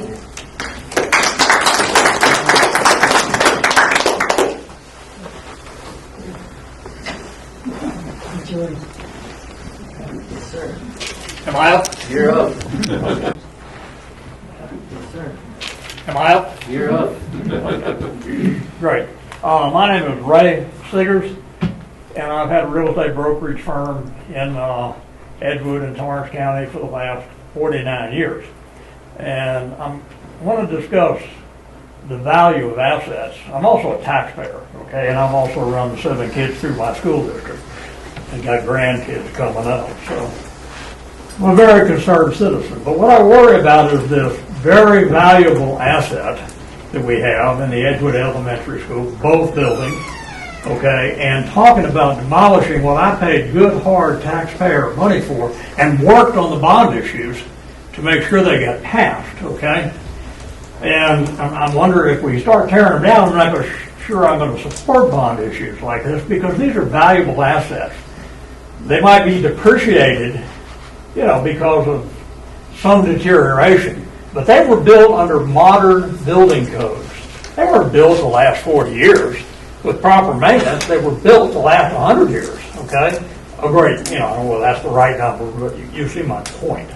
So these are very good, valuable buildings. And you've got to build, if you need to get rid of some square footage, you've got a built-in buyer right there for these buildings. You can, take that volume of square footage that you need to get rid of and get rid of these two and sell them to a viable buyer, because I've got an equity in these buildings.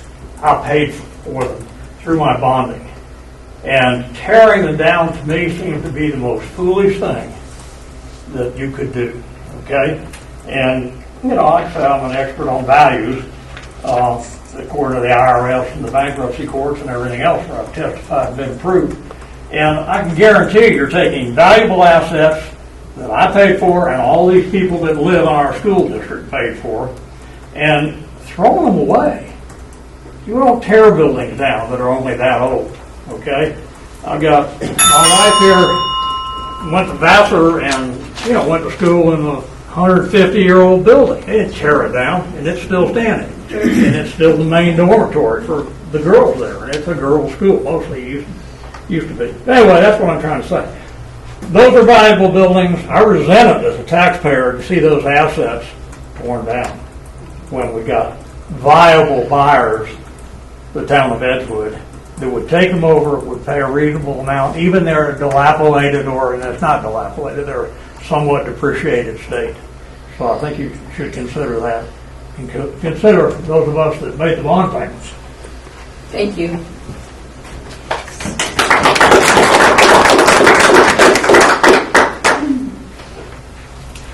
I'm going to remember to say my name this time.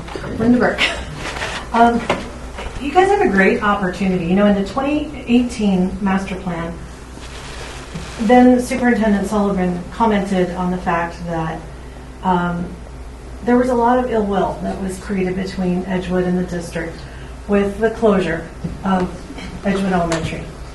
And we have the opportunity in one easy step, really, to not only rebuild that goodwill, but the town of Edgewood is also working on developing Venus Park and adding to it, which of course serves the same kids and families that the district does. And if the school, in the future, if the district had a need to build an elementary school, at some point in the future they will, it would be wonderful if it could be built nearby in proximity to what would be an expanded Venus Park and still have access to all of the buildings at Edgewood, former Edgewood Elementary, that would at that point be a community center for like before and after care and things like that. So it really has the potential to regain the goodwill and trust of the community, as well as benefit all of those students that would attend this future elementary school to be built somewhere in Edgewood.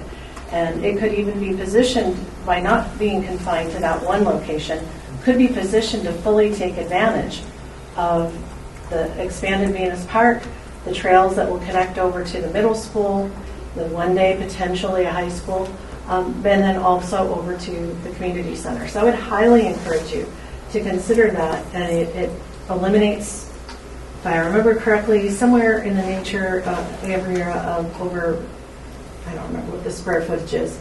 If you combine the north and the south buildings, it's an extensive number of square feet that gets off your books, which is one of the things you guys need to accomplish in this process. So it really has the potential to be a win-win-win if you can consider doing that. Thank you.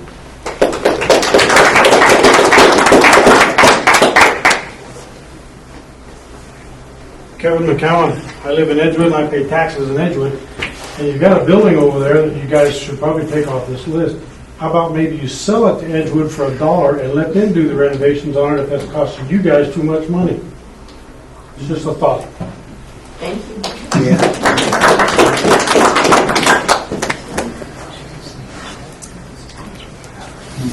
And thank you all for your service. This is not an enjoyable job sometimes. And I also thank you for letting us use the north building. That library is so important to the children. And of course the other part is important to our big kids. Anyway, I'm from one of the homestead families out here. I know a lot of the families out here were even before the homesteaders. But we give you a little perspective. We don't have any large or many buildings in Edgewood, mainly because I blame Santa Fe County and their sustainable plan. That every time we tried to build a building, they'd shut us down somehow. Even Howard McCall had to move that Motel 6. He had to move it into Moriarty because they wouldn't let him develop it there. That's one of the reasons Larry Keating and Max Hill got together to incorporate Edgewood, was so we could get out from under their control. So being a new town, we really don't have a lot of buildings. Everything pretty much occupied, and especially we don't have any large buildings to go to. And we used to go to the gymnasium, the adults, and play volleyball.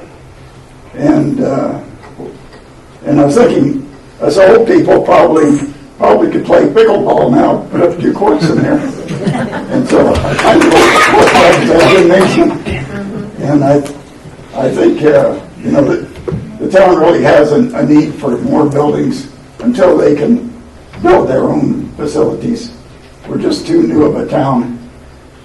So I just would like to ask all of you to figure out. It bothers me to see all this tension and fighting going on, where involved, and just ask maybe we could all come up with some kind of compromise and let Edgewood have some use of those buildings. Thank you. Can I ask you your name? Oh, Ralph Hill, I'm sorry. Sorry. I'm Max Hill's cousin. Okay. And Brad Hill's cousin. Thank you.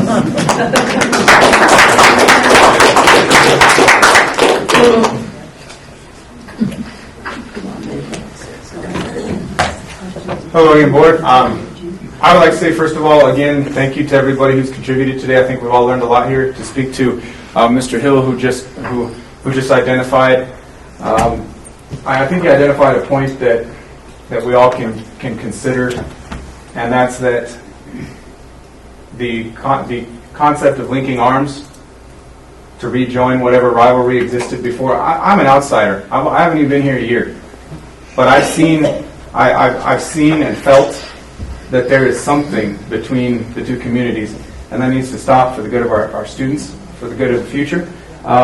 There was a staff member from Moriarty School District who spoke earlier about bringing unity through the combination of these schools.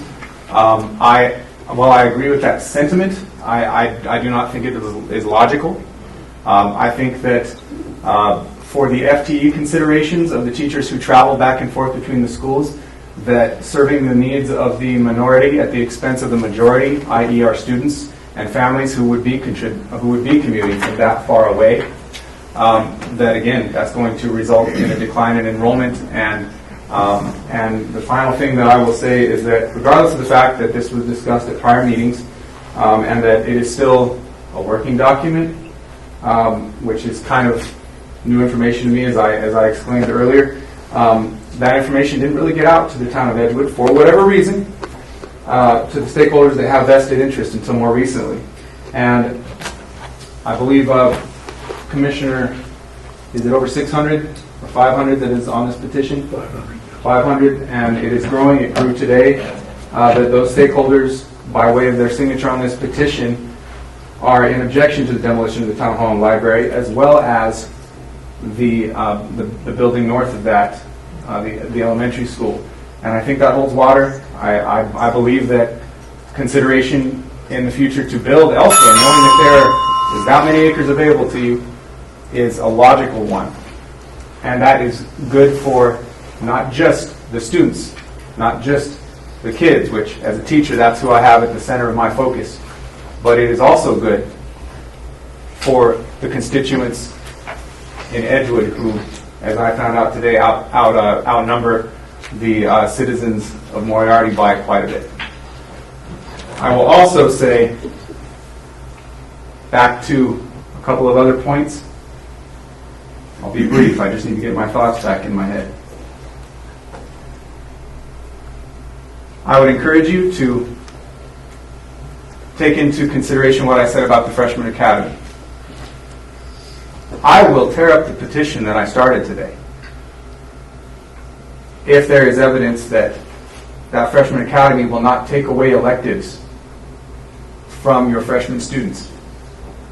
Knowing the proximity, knowing that they will all still be able to continue at that site in whatever ventures they choose, that means something. That is why students come to school. As somebody said earlier, they don't come to school for the education. Some of them do. But most of them come to school because of the band, the choir, the orchestra, the sports, the chess club, what have you, the shop. So bear that in mind as that decision is made. And as soon as I see evidence of that, I'll gladly tear up that petition. Thank you. Thank you.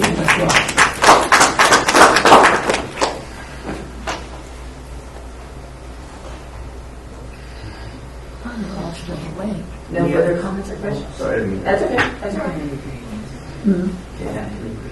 okay. Okay, option 10, technology, district-wide technology budget. Sorry, I didn't know you were moving on. I thought you were asking somebody else who was coming up.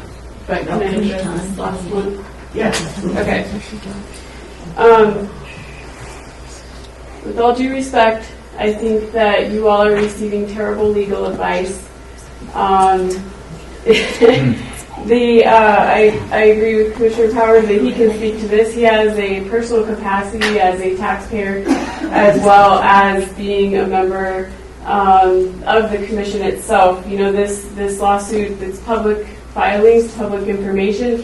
Unless he's disclosing attorney-client privileged information, which is different altogether, he has every right to speak, and so do you. And you need to listen to people, talk to people, as long as it's not attorney-client privileged. The filings are all public. The hearings are public. So I don't know where you're hearing that.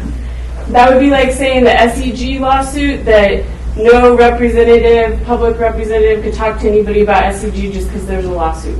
Doesn't make sense. So as far as the application for funding to tear down the districts, or to tear down buildings, if it's being used, you get 0 right on the application. And if it has utility, you get 0. If you don't want to give up the prime real estate, keep the land, right? You can keep the land and lease, right? That's an option. That's what we've been doing. It makes sense. I don't agree with the 28 million, Commissioner Powers. I think that it would be way more than that to build that square footage and to build the things that we need. EDCA, not interested in that building. If you're worried about that you have to offer that square footage to them, don't worry about it. They could put it in writing if you wanted them to. They're not interested in it. They don't want it. So take that fear away. They don't want it. Okay? The historical landmark is a thing. So right now, you don't have the ability to actually tear down the building, so it shouldn't go in the plan because it's not legal. And then also the fact that there's so many acres, 20 acres, 480 acres. There's the land that the district has for the high school right there in that same section. So I'm wondering if the committee was told about the 20 acres open and the 480 acres open. And what was their response? Like, why is it so important to have one or the other? What was the committee's response? They were provided the acreage, but the recommendation was still to option A. But why did they choose that it had to be that location versus the 480 acres next to it? Like, what was their feedback in the committee about the open land? The majority of the committee, speaking for the committee, was wanting that footprint and to keep it as is to review their particular location. So But what about the other acreage in that section, the 480 acres that's just wide open? I mean, I don't think kids are going to care if they're just right here or just right here. I mean, it's right next to each other. It's all a process, and especially because you guys went for the location of what it was and the availability getting in and out of there. That's one of the issues that they had to think about. But still, again, that's nothing set in stone. We have never, it was brought to us, like everybody says, you got this at the last minute, and we say, okay, this is how we get funding. We were told this is how we get funding, this is what we document. So that's how we went with it. I mean, the location is just the location. It's a prime. It's a good location for getting people in and out. As you know, it's just that simple. It's just a process right now. Well, I'm glad you all are taking feedback on this and, considering that the middle school being right there and then the high school section is also readily available too. And then all of the land that's just right down Dingle might actually be a little bit safer not being on 344. So just so that you guys know, I don't know, like Albert encourages everybody to come over here. Well, I just encourage all of you to go see all of that land that's open. And that's what I'm just really, really hoping for. Don't tear them down. Just let's try to find that compromise if you still get your state-of-the-art building you want, but maybe just right next to it so that these other taxpayer buildings can be utilized. Thank you. I'm not encouraging people to come down here to see. I'm encouraging them to come to our schools to see our schools. I said the schools. I don't target Edwin and Moriarty. They're both Moriarty Edward School District. That's what I'm going to vote for. You are the one that wanted me, and you are going to be on the board. So you told me to get here, so I am. Can I have just 30 seconds? Yes, sir. I'd like to say, Oh, I thought you asked me. there's no objection. I just want to say that the Town Commission of Edgewood is trying to do everything that we can do. And we would like to cooperate with you all. We don't want any conflict. We would like to work together. We think we can accomplish much more together for the kids, for the constituents, for the citizens that live here. And we are building trails. We're going to pave the road by the middle school. We're going to build a nice big trail there for the kids all along that north 1 mile of that school section. That'll help the entire school section. It goes right by where the site is reserved for the high school. We're also put in a pedestrian bridge that will connect across Bachelor Draw in that school section by Venus Park. And as was already stated, we're building another field there that will be a dual-purpose field for football and soccer, and we're going to put in a diamond for baseball. So there are lots of facilities that we would be happy to share that we're paying for. That we would be happy to share that with another school eventually in 15 years if enrollment justifies it and you want to build next door to that site. It just doesn't make sense that it has to be right on the footprint of a $28 million facility that is useful to the town. So please think about it. We're extending ourselves in every direction we can to work together, and we would like to do that. Thank you. Thank you. There you go. Yeah.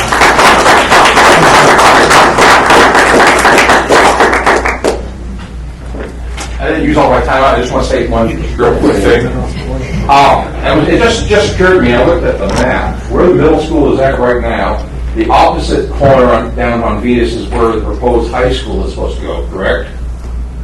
There's land available in between those two. It would make sense to have your middle school, your elementary school, your middle school, and your high school, put all those in one straight line. We can widen Venus Road to 4 lanes. Put a traffic light there where it meets up with 344. You'll be able to get kids in and out really good. All the schools are going to be together. Things would work out really nice that way. They can also then cross-utilize those facilities. They don't have any streets to cross. And if I was I'm still a commissioner, I will do everything in my power to help with the funding to get that Venus Road, get it widened up, and get that traffic light put in there. Just want to put that thought in your head. Thanks. Thank you.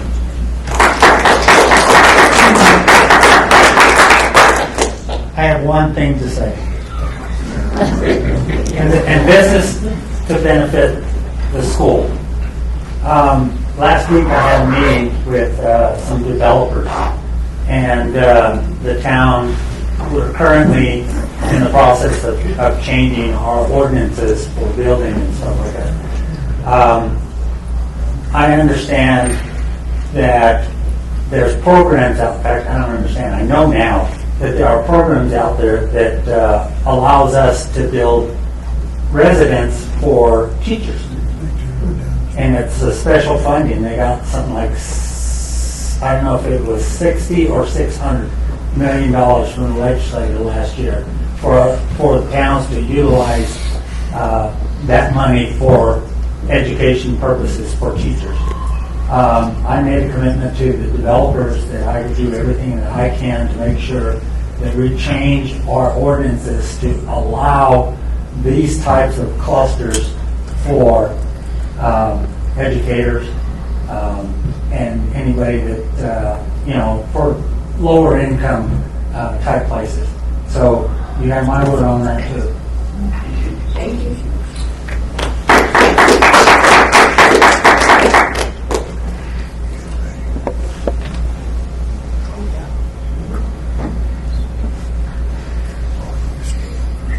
Move on to option 10, technology.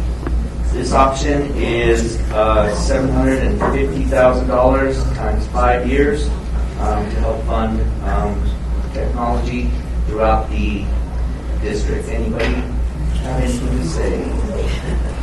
Do it. Do it. I just have a quick question. Mr. Powers, can we bring this on? Oh, I'm sorry. Yeah. Go ahead. Thank you, sir. Chris Armioso, and I'm prepared to talk in support of option number 10. Historically, MESD has relied exclusively on geo bonds for every piece of technology in the district. This includes devices and hardware, but also the software and infrastructure to run them.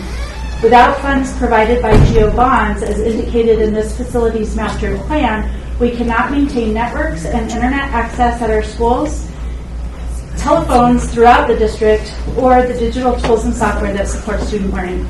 Technology is no longer a luxury, it's a necessity. From student Chromebooks to interactive displays in classrooms, technology is an integral part of a modern education. It unlocks personalized learning experiences, promotes collaborative problem solving, and it equips our students with essential digital fluency to thrive in a dynamic future. Continued funding of technology through geo bonds keeps phones and internet in our schools, as well as things like the student information system that tracks student data and manages mandatory state reporting. These are fundamental tools for daily operations in our district that would be jeopardized without geo bond funding. But most importantly, continuing this funding empowers MESD to prepare our students for the future. College and careers demand digital literacy. Jobs are increasingly technology-driven, and our students need to be proficient in using these tools.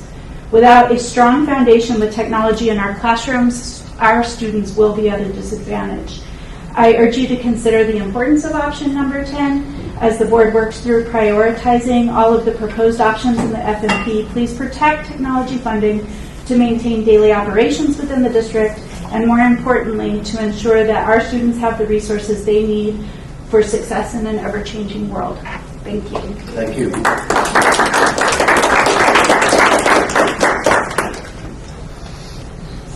Thank you, Mr. Powers, for letting us know. Sure.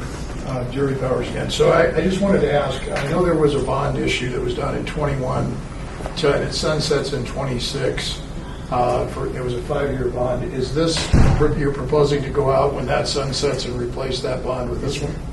Yes, sir. Continue funding technology. Okay. So at the last, I just want to point out that the last bond, out of 2,400 votes, only passed by 11 votes.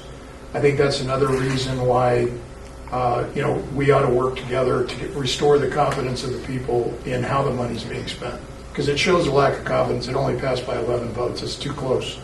So, thank you. Thank you.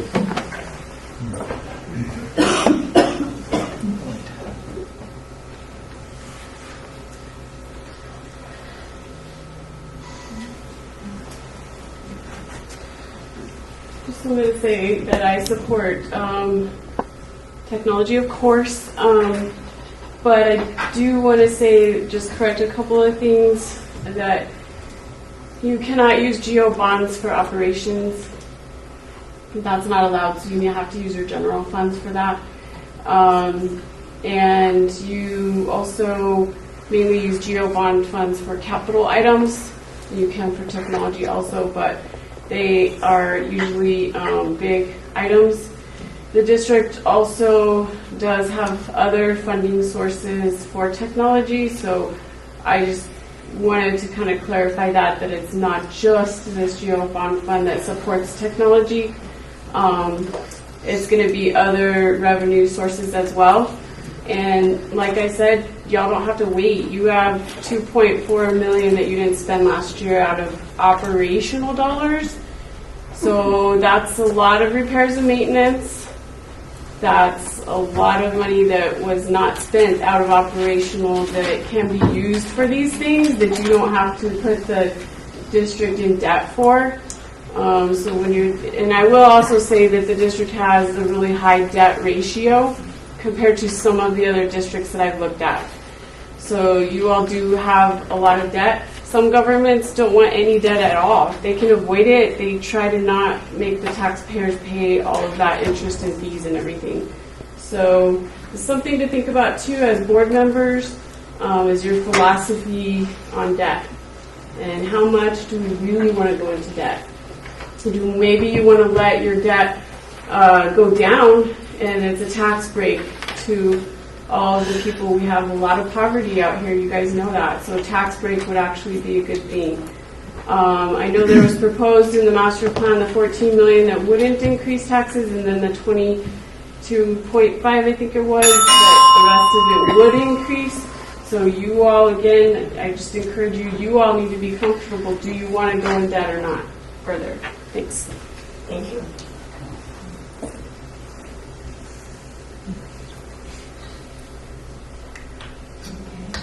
No further questions or comments on that? Number 10? Option 11, support maintenance and operations district-wide. Money set aside to upgrade HVAC controls district-wide. Help us get a more up-to-date system that HVAC systems can be run from central locations, not individual buildings. We have that base system in place, but that would also help that out. Upgrade flooring district-wide, wells and water treatment. You know how important that is with the water treatment in this whole valley.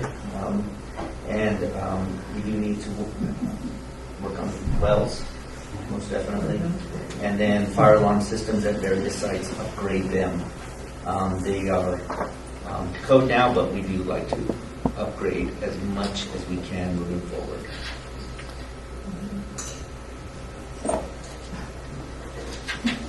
Okay. Audrey had me. I'm sorry. I know I keep coming up here, but I keep thinking of things. This is good brainstorming. So operations, maintenance and operations. I'm curious, is there anything wrong with the wells, specifically the well and water system in Edgewood? In Edgewood in particular? Lincoln? I know Stop the right reading the side. control system on it, because it's very old. The control system, is it testing okay? Are all the everything's testing okay? Yes. Is there anything wrong with that site? Other like water's okay? For the Edgewood side, it's okay. This is not just for Edgewood, it's for district-wide. So Is we do there- have wells that are out. We have wells that we're going to need replaced. We have been asked to look at possibly getting the ag farm up and running again, which would benefit all of our students.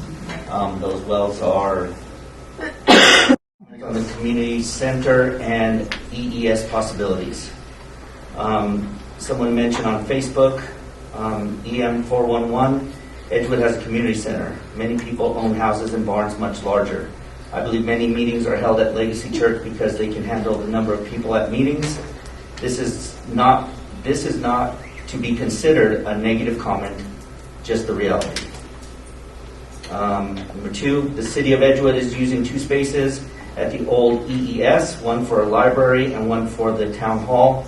A child center moved out for reasons probably that do not make sense. Excuse me. What would happen if demolishing is a future reality? Number 3, cost. What would the total cost of tear down versus update? Roofs and asbestos issues mainly, I believe. We don't just tear down our houses or other government buildings when they need repair. I know this is not the same thing on such a scale, but principles still apply. Number 4, we could have a community gym as well as keeping EES. Not sure most people are even aware this site is there. Number 5, what about creating space in existing EES for UNM and CNM classes and other classes taught by people in our community and for childcare needs in the area? Next, could the gym be used or larger community? Could the gym be used? I think it's 4. Could the gym be used for larger community meetings or other purposes needing such space? 7, why can't Moriarty School District work with Edgewood on this space to update the facility using monies from the state slated to demolish and have something for the money spent? How many years and dollars would be wasted to demolish and to rebuild? And how many years would it take to fund and build? After all, the title of the school district is Moriarty Edgewood School District, MESD. What are the plans for MESD if the EES was torn down? I did not see this in the document for the meeting. I know it's a 40-acre piece of property. Does MESD have other properties in the area that can be used? I know there is other state land right adjacent to EES. Would MESD be dollars ahead if the cost to demolish is not on the agenda? Just because the state has promised dollars for this may well not make sense. And the last point, most funding for projects would come from the state via taxes collected from us as citizens, along with taxes coming from real estate sales, taxation, local. This is assumed. And Mr. Zizzo finishes up. These are just a few questions I have as a citizen living in the area, which should be answered. I'm not sure others would have more questions as well. Thank you. All right. You guys have that email? Yes. All right. And the last one, good evening. My name is Tom Sullivan. I worked for the district for 25 years. I'd like to take a few moments of your time to discuss the master plan in general and specifically for government entities, how they should be developed and how they are likely to be implemented. I've been involved with several, including MESDs in 2018. Although there were no other respondents for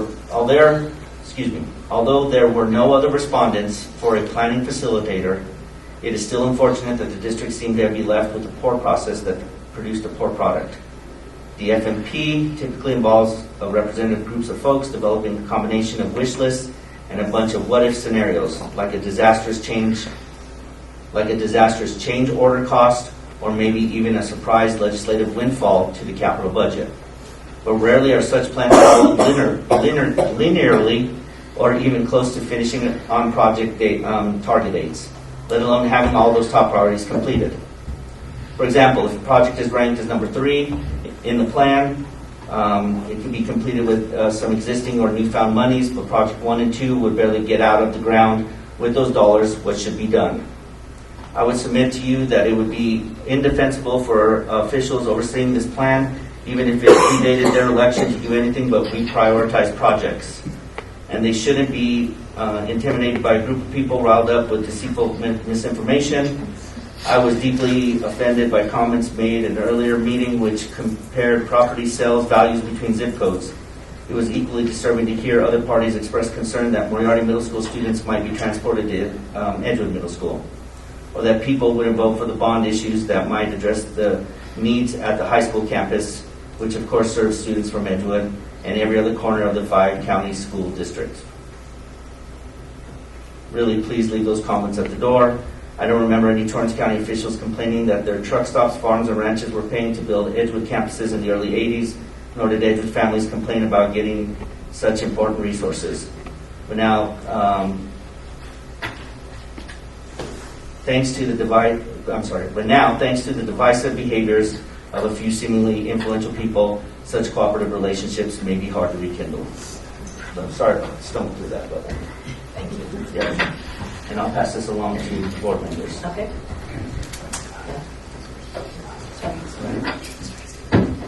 That's it. Thank you so much. We appreciate your time to come out tonight and address these issues. And as you know, we tabled this because we didn't understand the process and we wanted to come into these more deeply ourselves. So we appreciate your comments and your input and your questions. and we do not take it lightly. And so we will be in discussion over these suggestions, and we'll have to come to a conclusion. At this time, I guess I will hit the gavel and we'll close this public meeting at 8:26.